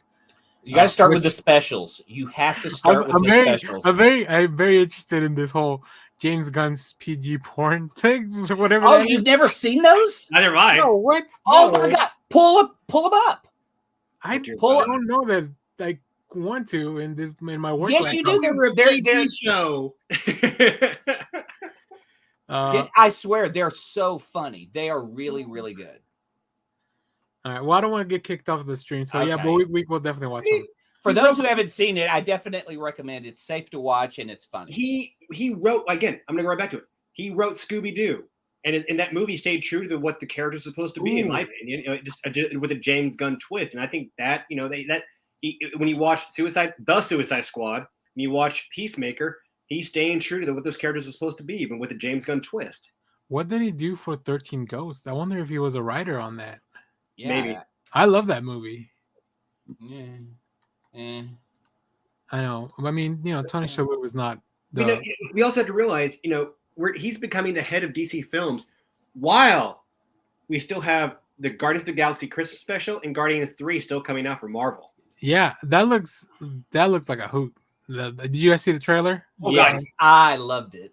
I loved it too. The fact they're chasing Kevin Bacon is amazing. Yes, I like that. Oh my God. Now that Kevin Bacon, oh shit. Wow. Now that Kevin Bacon is canon and everyone else is 6 degrees of separation from Kevin Bacon, then everything else is now canon in the MCU, right? Yeah. How do you put Tom Holland with Kevin Bacon? Well, yeah. I mean, I'm a big fan of Dawn of the Dead, the 2004 version as well. I was not a big fan of Brightburn.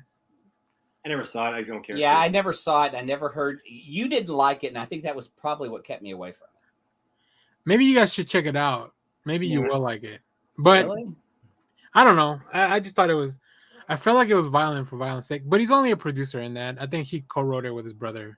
Well, when he does do violence, like what was the movie he did with Dr. Cox? The Belko Experiment. The Belko Experiment is very fucking violent and does not hold back. And is a very tough watch. So he can crank up the violence if need to. All I'm going to say is Super. Super I have issues with. Oh, yeah. Because at the end, James Gunn has said before, I was just fucking with the audience. And I want to know what that means because the end for me, I have issues with. I need to revisit it. I still love Rainn Wilson, though. And I would love to see Rainn Wilson show up in the DCU. Oh, for sure. But again, it's Kevin Bacon. Who is in Super. Yeah. And coming right back into Guardians Christmas special. That's amazing. It's just like, So we know this guy's done trauma films. One of his first films, the screenplay was for the specials. Yeah. And that was in like the year 2000. Like he was doing that kind of stuff. And that was still done by one of the production companies that still has one of my favorite films. What? Free Enterprise. Oh, Free Enterprise. I was looking at that the other day. We're in the 90s doing Gen X films, and that's on my radar right now. Do it. I dare you. I want to hear you talk about that. But like with James Gunn coming from like these previous works and getting to just handle the DC universe, what does this mean for the projects he's worked on? So what does this mean for the last Suicide Squad film, and what does this mean for Peacemaker? I think we're still going to get Peacemaker season 2. They've already announced that, so I don't think that's going to be taken away from him. And he's also mentioned this is not brand new, but he's also mentioned he's working on another secret DC project. So I don't think him becoming head of DC was the project. I think he's working on another film for them. And, anybody that watched Black Adam, we know that Task Force X is still going strong. Oh yeah. Super and strong. I feel like they might be the Nick Fury of the DCU because they're his friends. They're the crew he put together for Peacemaker. I would love to see all these guys. I would love to see Steve A. His wife worked for Task Force X. Yeah. Go to his Instagram.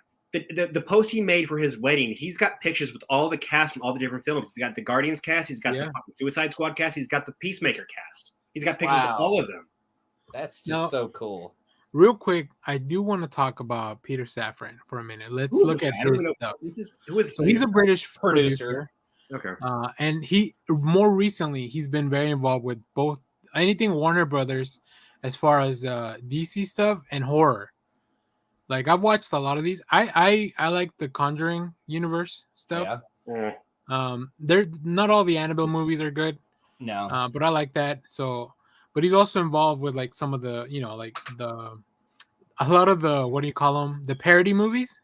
That came out, including I think I saw that he was involved with Scary Movie, like the original Scary. Yes.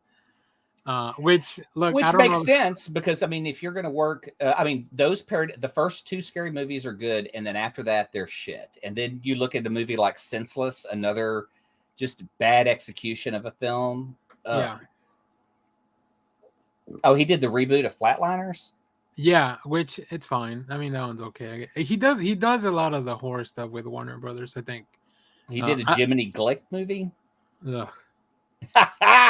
He's doing the Blue Beetle movie or series, whichever it's going to be. Mm-hmm, mm-hmm. All right. Hey, Vehicle 19. That's a Paul Walker film. I own that. He did Buried, Fury of the Gods, the Ryan Reynolds Buried movie. Yeah, and he was also in the Suicide Squad. Yep. Ours is the another Paul Walker film, and then Superfast, I believe, is the parody of the Fast and Furious films, which is really fucking bad. Oh, and Meet the Spartans and Vampire Suck are both really also Starving Games and this disaster movie, like those. They're the bottom of the barrel. I mean, go watch Airplane or Airplane 2. No, I mean, for fuck's sake. Yeah, I think I love this. He's apparently did a movie called Elephant White. Guess who it stars? Kevin Bacon. Yeah. So I think although it's interesting that as much as he works with James Gunn, I guess he doesn't do any Marvel stuff. He sticks to, he's a producer for Warner Brothers mainly, it seems, which I guess makes sense. Maybe you don't mix different studios in your work. I don't know. I'm not a producer. But yeah, I like it. I mean, I like that it looks like between both. I think both. Oh shit! Clay left. So I think James Gunn can bring a lot of like the hero stuff, and I think this Peter Safran individual can. He understands what the audiences are looking for, because a lot of these movies are more recent stuff. Like there's some of the big blockbusters that hit really hard right at the movie theater. So I'm very interested in what they're gonna do. So as soon as Clay gets back, we'll actually talk about what's on our wish list. But Kyle, do you have anything on your wish list of like characters you want to see, projects other than Kyle Renner? Because I think both of us would be really excited. I mean, it comes down to, like, I think the other one would just be a Blue Beetle booster. I mean, we're getting the Blue Beetle. But movie like the actor who plays Miguel in Cobra Kai, but I want to see like Ted Cord, Blue Beetle and Booster Gold. Me too. I think that's a character. I mean, it's just a really cool duo. That the fact that they haven't done like a Lethal Weapon type of movie with them seems like it would be a slam dunk. And they just haven't done it, which is really weird. Oh, God damn it. Yeah.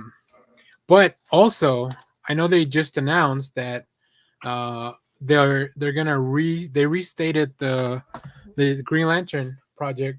Yeah, that's where I heard about that. Now I'm pissed about that. With John, why? Because we've already had a whole area with Jon Stewart. I wanted to see them focus with, and when they said they're taking out both the actors who are going to play Alan Scott and Guy Gardner are out of the whole project.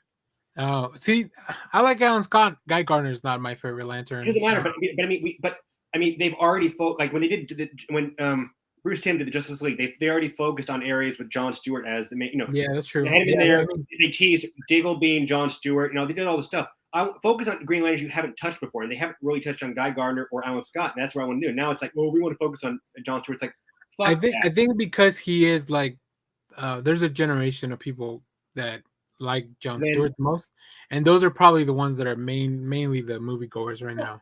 And this is where I want to go, and this is where I'm going to throw it out there. But if somebody were to say, "Hey, we want to deal with somebody more on race or something," like, okay, you were making Alan Scott gay, and they did, and DC went ahead and made him gay in the comic books also because of all that shit was going on. Now they're taking him out. We want to go back to Jon Stewart. Okay, let's knock that out. We've already had a focus on Jon Stewart. How about Kyle Rayner?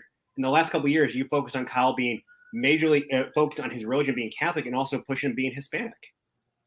I mean, when Ron Mars was originally doing, he was just another white dude who became a Green Lantern. And then over the last couple of years, especially since the New 52, they really pushed on changing his. But that's kind of a parallel narrative, right? For people that are of mixed race, like if you are white passing, like for a lot of your life, you kind of ignore the fact, like you focus on being white passing because that's kind of how society treats you. So like I think it reflects the change in society where that people that are mixed, that are white passing, they don't feel like they have to do that. Like how many actors in Hollywood changed their name?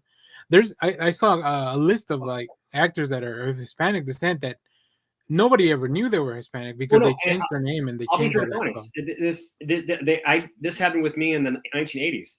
I was watching Spider-Man's Amazing Friends. They had Colossus and Nightcrawler, both very English tone.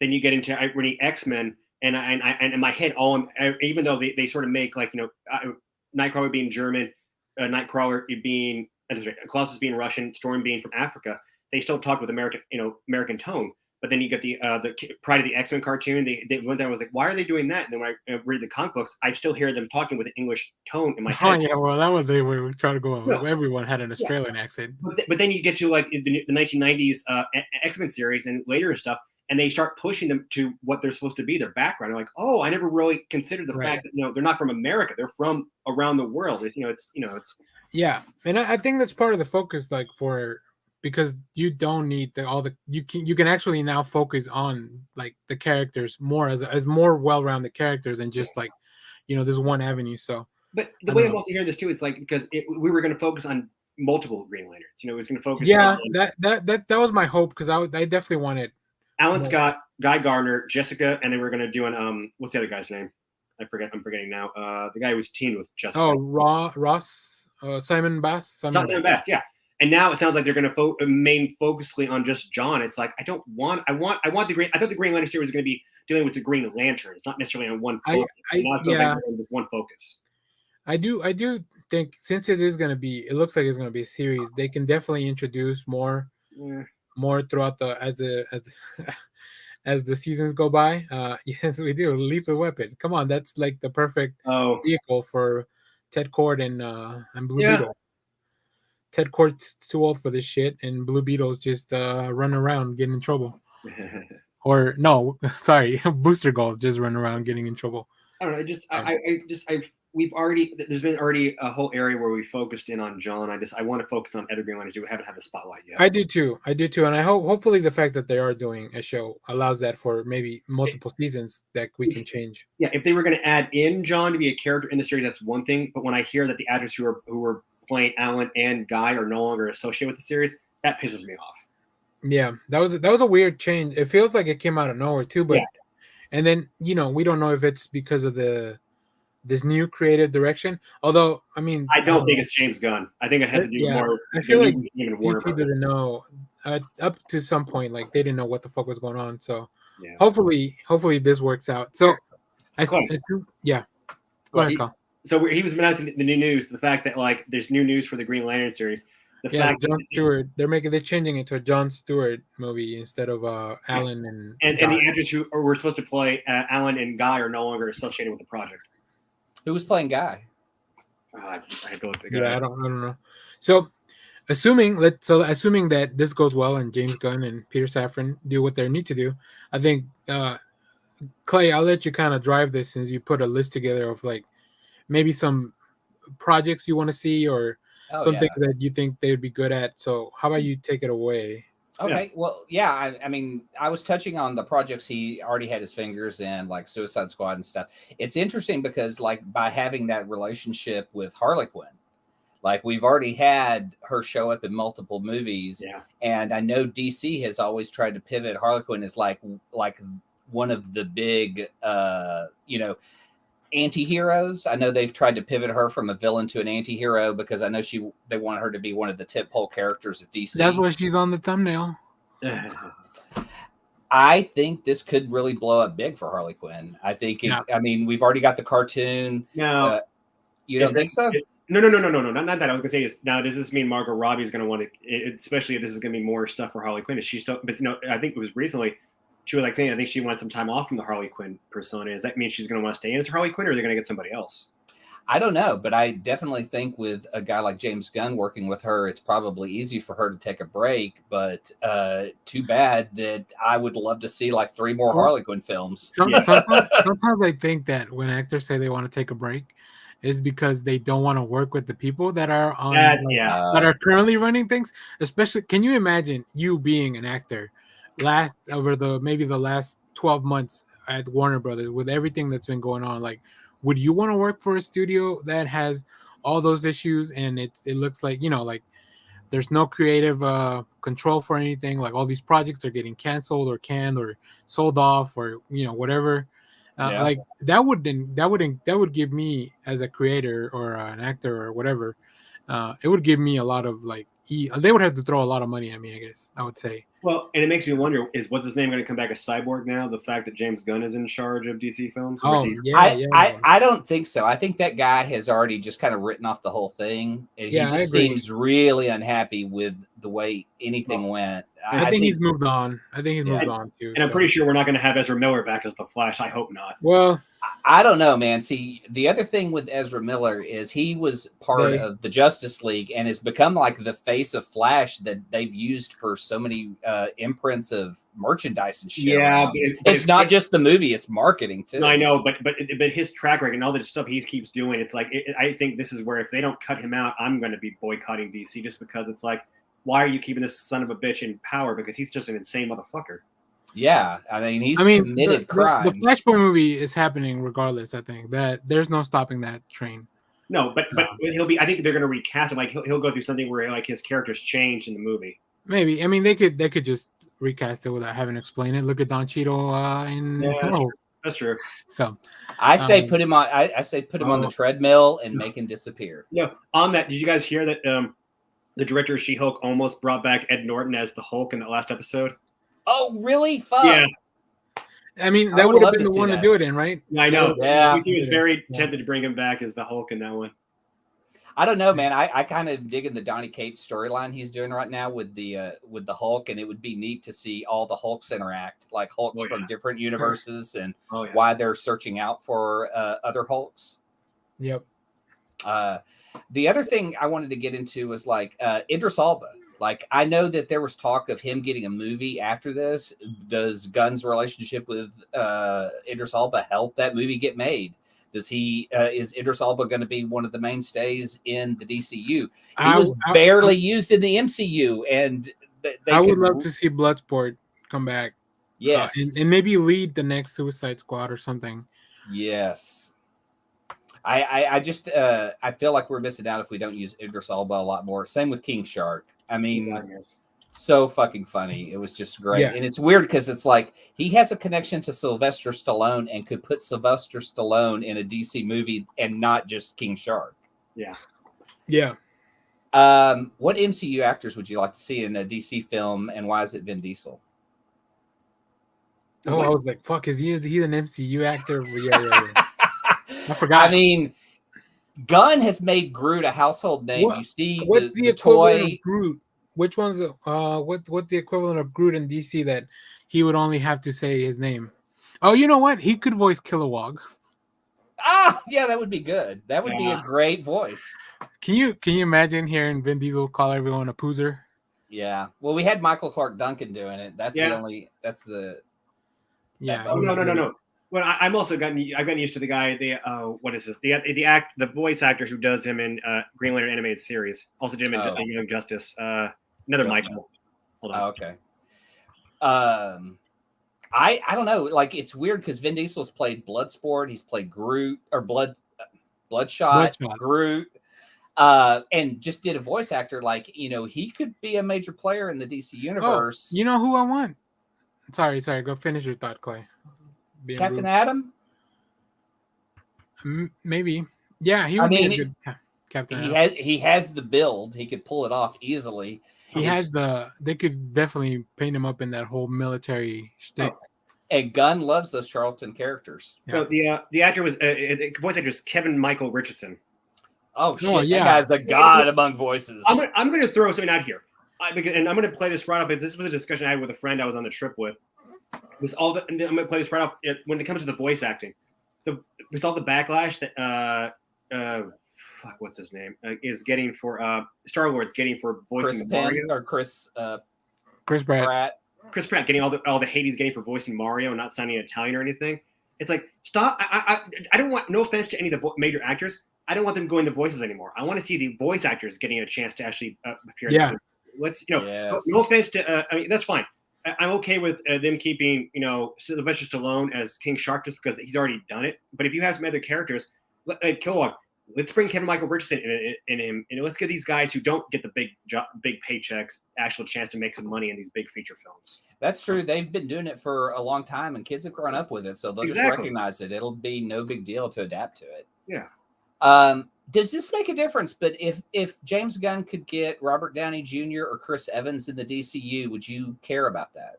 I think it'd be badass. I think it's gonna be a slap in Disney and Marvel's face, thinking, well, you guys decided to fuck him over because you guys listened to the are too pussy whipped because comments, they fired him because of comments he made like 15 years prior, and he's apologized for it. Now DC's like, well, if Marvel's not going to give you the chance to shine, we're going to let you have full control now. So it's like, because I'm going to, and I'm hoping that maybe he might have the chance to, like, hey, since you guys are done with Marvel, why don't you guys come and make a little appearance in DC? Yeah, I mean, like, to me, are they like elevated beyond these roles anymore? That coming back would be such a big paycheck that Warner Brothers and Disney won't do it? That I don't know. I think if it was fun, yeah. And the paycheck and the money's right. Well, not even that. I think that's kind of what happened with Brad Pitt and Deadpool 2. I don't know. I heard he didn't get a major paycheck then. He just wanted to play the character. Yeah, and that's a great get because he shows up for one day of filming. Exactly. So yeah, I think I think Gunn, and that's the thing I say Gunn is a fan. It's like, and don't get me wrong, I'm not saying that like a lot of the people who work for Marvel aren't fans either. I think we've had some great directors and great films in there. It's the fact that I think Gunn himself is such a fun person that he has great relationships with the people that he works with, that if he were to ask Downey Jr. or Evans, hey, would you want to make like, a small appearance or do something like in a DC film, I think they would be a little bit more open to saying yes than if Marvel saying, hey, would you come back doing this? Yeah. So I wrote down some of my like dream films I'd love to see from Gunn that I think are possible, because I think I think he does stuff that's fun, just looking from his Guardians work and his Suicide Squad stuff. I would love to see a question series starring Frank Grillo, but not just Frank Grillo, also Stephanie Beatrice from Brooklyn Nine-Nine. I want to see two questions in a question movie. As who is Montoya? Yeah. Okay. Well, hold on. Because, I mean, do we already have a Montoya, technically? Oh, yeah. We always have a Montoya somewhere. Whether it's the cartoon or voice. I know, but if we're talking about live action, she's in Birds of Prey. So is that set in the same universe as all this? So that means we can't have... I don't think, no.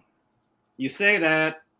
You could put them as relatives. You can always, that's the thing that works. Is like when you do the movie, and you can create new different shit that either works or doesn't if you want to take it back to the comics. And I only say this, but I only bring this as an example because I was rewatching clips of a lot of this stuff yesterday on YouTube. But again, when you have the Arrowverse and you have Oliver end up hooking up with Felicity instead of the Black Canary. Black Canary. Yeah. And again, I would love for him to get Stephen Amell to come back. That would be awesome.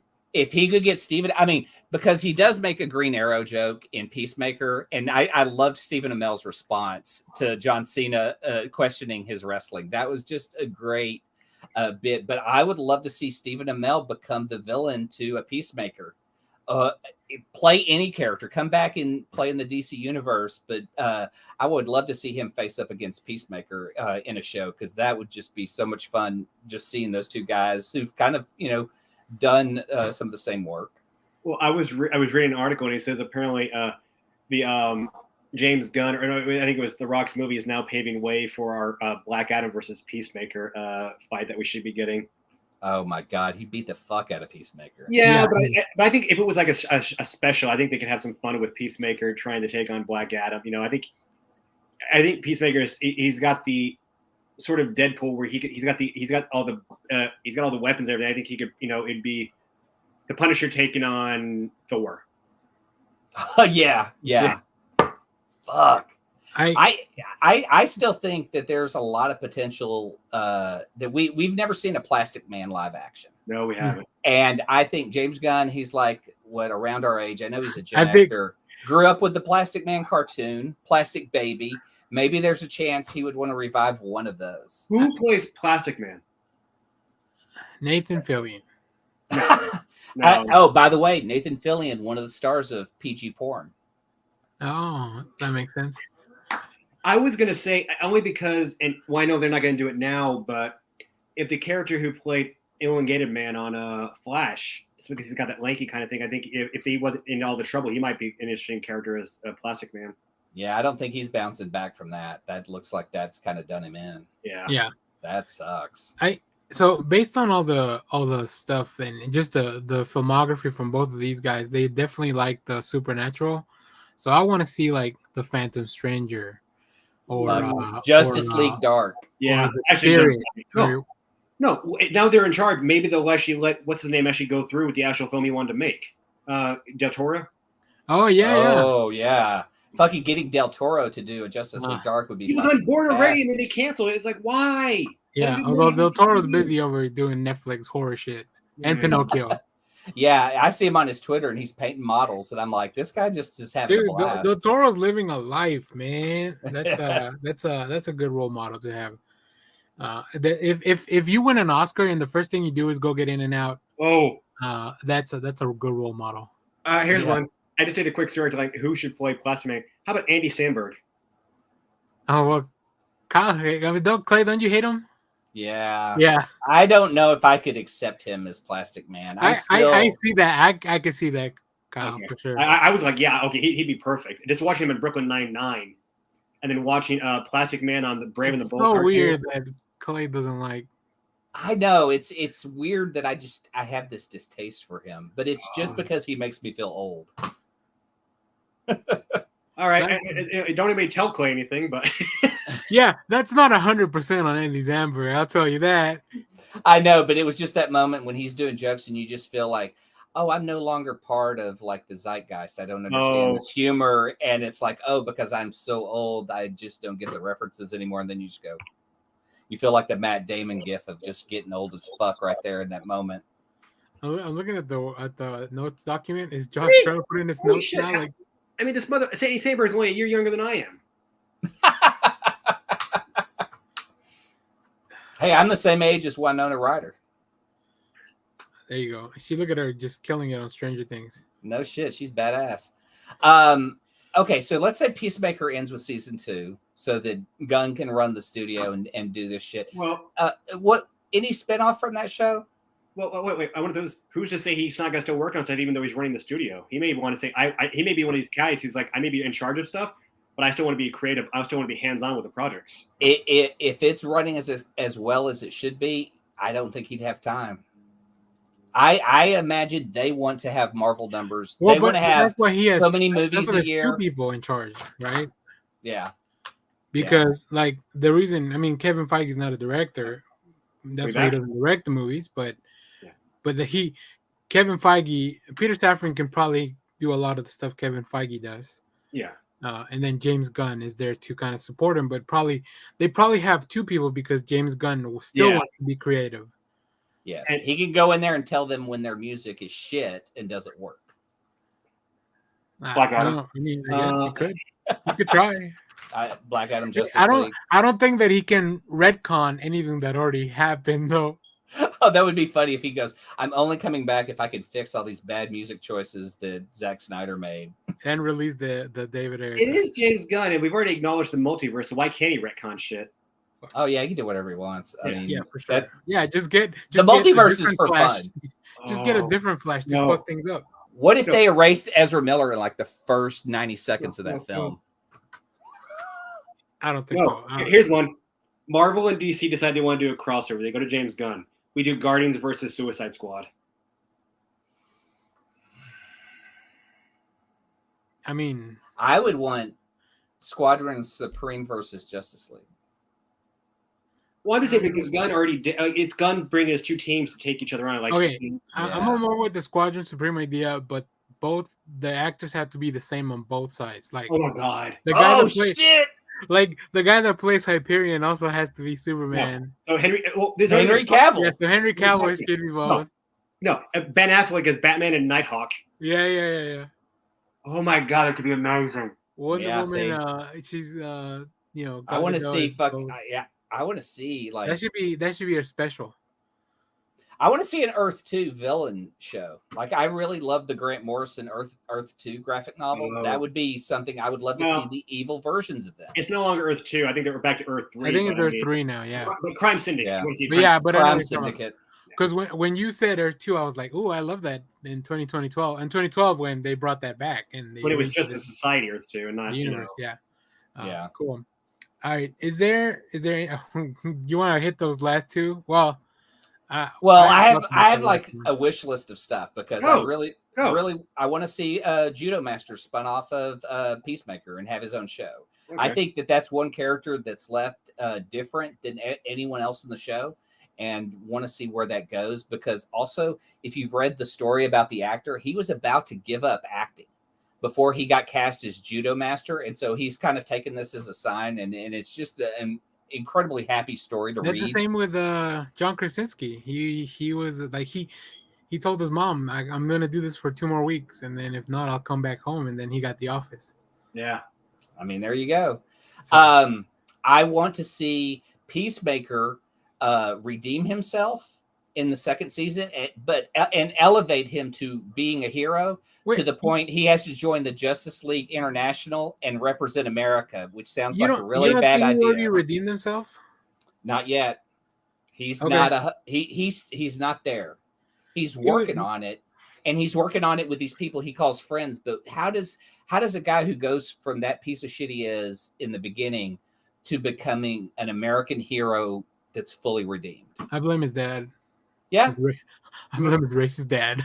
But I think that's Gunn's story in Peacemaker is how do you redeem someone who's been raised this way, who has like very few redeemable qualities as a person, but he's this fucking badass hero who wants to fight for America or peace. You get Black Widow to leak the first season of Peacemaker to the public, so they know everything that happened. Well, my other wish list item is a Steel 2 starring Shaq. Shaq is back. We're gonna see Steel 2, even if it's just okay. I don't really want a full fucking film, but I would love for Peacemaker to join the Justice League International. And I know the Justice League International didn't have the satellite at the time, but let's say Peacemaker goes to the satellite to check in to do duty, and Shaq is having to show him how to run the board. Here's what you do if you see this kind of emergency, like a whole training session with Shaq as Steel. Who wouldn't want to see him back? Is it just me? No, I've never seen Steel the film. Listen, Shaq's in good shape right now, and he's just laying Papa John's at everyone. So that's true. But I think, speaking of the Watchtower, I would love to see a Martian Manhunter thing. I always think the Justice League story should be told from the point of Martian Manhunter. A guy who doesn't understand Earth and everything explained to him, and which is what Scott Snyder did in his Justice League run. I mean, he was the only good thing to come out of the last Justice League film. I don't know about that. It was cool though. I mean, look, I loved it. I don't know if it was the only thing, but I did love it. What else was I did love him. Yeah, but not the best thing. No, well, okay, but at least we have him now, so that's why you can easily play off the character. So at least now, like we acknowledge that there is a Martian Manhunter in the DCU, so use him more. I mean, fucking Aquaman kills. I don't know why we're not getting a lot of Aquaman projects, because I want to see him come on land, do all kinds of shit, do some king shit, do some just fucking up bad guy shit. Like that's what I want to see from Aquaman. We got the origin story. Get that shit out of the way. Let's get to the action. More octopus in the drums, baby. Yeah. My next one is less Pitbull though. Less Pitbull. Okay. How about zero? Zero Pitbull. Zero. I think with James Gunn music taste, he'll have zero Pitbull in the movies. Reaching back to my old Vertigo, Happy Days, and Helix, even though it would be a touchy subject, I would love to see an adaptation of Transmetropolitan. So, yeah, Warren Ellis is problematic. Yeah, but Derek Robertson is not, and his stuff from The Boys has been doing fucking fantastic. I think the storytelling he does in his art is great, and we should recognize it as a Derek Robertson book. If we see Transmetropolitan, that's going to be something I think we're going to see as a TV series on HBO Max. And you should. Oh, I mean, yeah. Although you should read fucking Batman Fortress. That book is fucking insane, and Derek Robinson's doing the art. I love that. Yeah, guy. That's fantastic. Transmetropolitan definitely has been tainted for me, unfortunately. But you're right. But it's not timely. The artist's fault. It's timely. It's a cyberpunk story that's happening today, and there are elements that are like 20 minutes in the future that are relevant that I think that would make a great story. Yeah, it could be animated, but I've heard that Patrick Stewart has talked about playing Spider Jerusalem for a long time, since the 90s. So I think it's still doable. Yeah, but they got him. But if they were to do this in the 90s and we had a younger Picard, he's not exactly, Yeah, just get James McAvoy to do it now. Yeah. He's already grown into the Spider Jerusalem role. Here's one for you. And I'm reading, this is just an article on CBR, but it says the fate of the Arrowverse lies with James Gunn. Do you think James might try to put a little more fire and try to revive the Arrowverse in some form? I think if anything, he's gonna want the any TV stuff to be connected directly to the movie stuff. I don't know because Stargirl's not connected. Well, but I'm not saying he's gonna cancel the rest of the stuff. I just don't think they're gonna develop new stuff, especially with the CW kind of going its own way too. Like, it feels like they are kind of separating themselves from any Warner Brothers stuff, like as much as they can. Yeah, but we still got Gotham Knights and Justice U coming out from the CW. Well, we'll see how Gotham Knights does. And I don't necessarily agree that everything has to be united. I think that if he sees a standalone project like Joker, then you have a project like Joker. Well, that's the other thing. Like, I hope that Matt Reeves, the Batman, continues as like forever. Like, just keep him going. Fucking fly.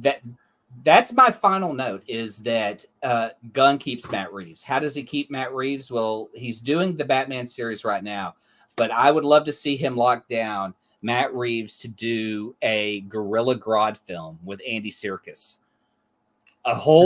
Takes place in Gorilla City. We get to see the whole thing, but I want a villain's perspective in a villain's world. You know what would be fun? They can do. I mean, I like that. I like your idea too. But they could just adapt this current the Rogues book from Black Label. Oh, Rogues! That is so good. A Rogues TV series. Like it's a heist into Gorilla City. Let's go. Yes, that fucking Black Label book. I can't wait. I can't wait to catch up on that, because the first issue I was like, oh, this is good, but I know myself. I know Joshua Williamson's writing. Like, I'm gonna want to read it all at once. We're waiting on the 4th issue, right? Yeah, I think so. Yep. So it might be out already. I don't know. I gotta go check my DC Infinite Ultra. Since I can now read stuff that came out a month ago. My only other speculation I have is that in the last 20 years, we've tried to see the Justice League. We've seen 2 directors do their own takes. I think if Gunn is smart, he's going to do multiple Justice Leagues. I think a Justice League International, a Justice League Dark. I'd love to see a throwback to I Can't Believe This Is the Justice League run. The ones Kyle and I love from back in the day. The fun ones. I want to see Guy Gardner. I want to see Bill Burr as Guy Gardner in a Justice League. No, what? Oh my God! What is the I'm blanking on the book. It went on hiatus for a little bit. What's his name? The dude who's dating Ice, who's dying from poison, and he's basically investigating all of the justice. Oh yeah, Human Target. Target. Have James Gunn do a Human Target series, maybe based on that series or something. Oh, written by Tom they've King. done 3 Human Target series. That has failed multiple times. Yeah, and I watched. Bring back Rick Springfield as Human Target and show your dedication to the timeline. Let Tom King write it. Yes. Oh my God. if you could get one Tom King series, why is it Miracle Man? You know what I want? If I could get a Tom King project, how about we get that New Gods things he was doing with Ava DuVernay back? Yes, get that. Oh shit, get that back on track. That would be fucking amazing. How about we revisit some of those canceled projects and bring them back? Oh my, yeah, I know. Like, oh shit, that is awesome. I like that idea the best. I want to see that one brought back. Thanks. I'll clip it and tweet it at them. Make sure everyone in DC. Yeah, list out our wish list and just tweet it at them. Say, this is what we would like. We're placing an order. Please please fix the music, James. Please fix the music. Except in these two movies, Suicide Squad and Black Adam. That music Black Adam is so fucking bad. Okay. Well, with that, that's a little preview for our upcoming Black Adam show. I think next week our plan is to do maybe She-Hulk and then give Kyle and Joshua some time to watch the Black Adam movie. So we'll definitely come back with Black Adam. Maybe by the time it's out on streaming, so it's more relevant for everyone. We'll see. There's gonna be plenty to talk about. I'm all caught up with She-Hulk. Okay. Yeah. It's just Josh was supposed to be here today, but he's under the weather. Which the weather really sucks today, so I don't blame him. Hopefully it'll get better in the afternoon because I don't want to stay at home all day. But let's move on to recommendations and close out. I don't have a video or anything this week for a reaction, so we're running pretty late anyways. So I guess I'll start, and my first one's gonna be what Clay already talked about, Barbarian on HBO Max. Which go watch that. I haven't seen it, but I really want to watch it. I hear really good things. Also, Pearl is now on demand. The prequel to X, which I really like. Ty West is doing some really fun stuff with that world that he kind of built on one movie. And the last thing, I didn't even know this was coming out next week. A new Secret Invasion series from Marvel is coming out. Yeah, I think to tie in with the show. Yeah, for sure. So it looks interesting. Is that Abigail Grant or Abigail Brand? I don't think this is Abigail Brand because she has green hair. Yeah, she has colored hair. Is that Maria Hill? Yeah, probably Maria Hill. Yeah, that makes okay because I know Abigail Brand is now like the character they're saying in the TV show. Well, and Abigail Brand was revealed to be played by what's her name? Emilia Clarke, and that's who she is. So we'll see. And it's written by Ryan North. I think he'll be taking over Fantastic Four as well in the future. Wow. So looks pretty interesting, and of course, as always, really rad covers. Look at that shit. Fuck, get that Scotty Young cover up. This is Delotto. That's great. Yeah, that's who did the original covers. Yeah. I like that his ears are poking out. I love it. I'm gonna revisit the old Secret Invasion as well. All right, I already took notes, and I'm ready to do a Secret Invasion show. I was gonna prep that for some talk later. Cool. All right, Clay, you want to go with yours? I recently rewatched The Long Kiss Goodnight, which is Sam Jackson and Gina Davis. It's a Shane Black film from the 90s. And it fucking rocks. It is so awesome. And if you loved Captain Marvel and you loved to team up with Sam Jackson in the 90s, this is kind of, I think, what they were riffing on was this team up film. Gina Davis is an agent who has amnesia. So now she has been stuck at home as a mom and slowly starts to remember what's happening. And so she starts working with the private detective, Sam Jackson, that she's hired to help find her backstory. And they find all sorts of cool shit. She delivers cool lines and kills people. My favorite line is you are going to die you're going to burn dying and I'm going to watch you.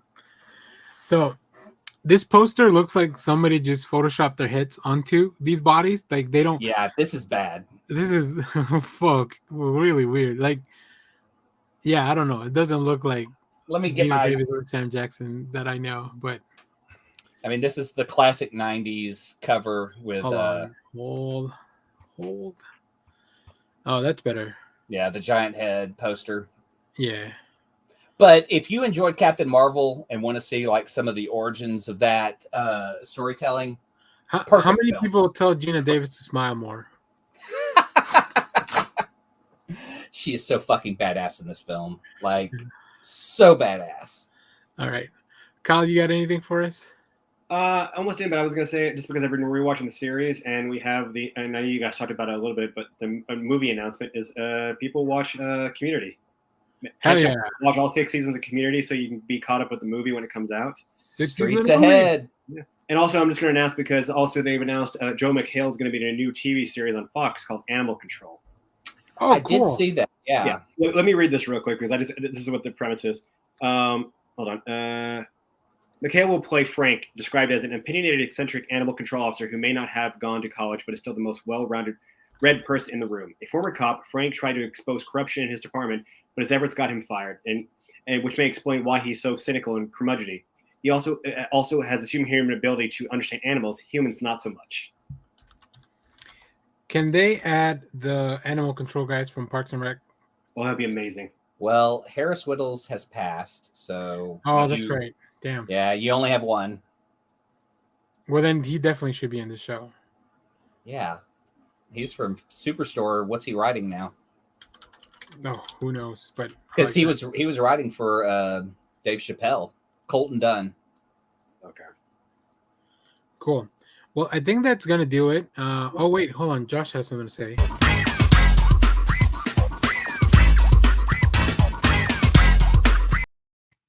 I guess he didn't have much to say. He just wanted to show some moves. Cool. Well, this was great. I had a lot of time. I had a real good time. I'm glad we did it again. So, yeah, stay tuned throughout the week. We got a bunch of reviews coming up, like always, for comics. Also, I hope you guys have been watching our shorts. Not like shorts, but like our YouTube shorts. I hope you're enjoying that. And yeah, we'll keep doing some more of that stuff. We'll come back next week, very likely next week, to talk about She-Hulk. Maybe we'll have watched some good Halloween movies instead of bad Halloween movies. Well, I mean, Clay watched a bunch of good ones, I guess. Yeah, and I'll be watching a lot more. But I didn't. So, yeah, enjoy your Halloween. Stay safe this weekend. Stay indoors if it's raining. Yeah. Or be careful. But I think the rain's done finally. So, cool. Well, thanks, guys. See y'all next week. Thanks for joining us. See you guys later. Let's get out of Let's here. ride. Thanks, everyone, for watching. Twitter loves you. Oh, yeah. Clay? Hail Bebo. Josh? Simon Center, get the fuck out.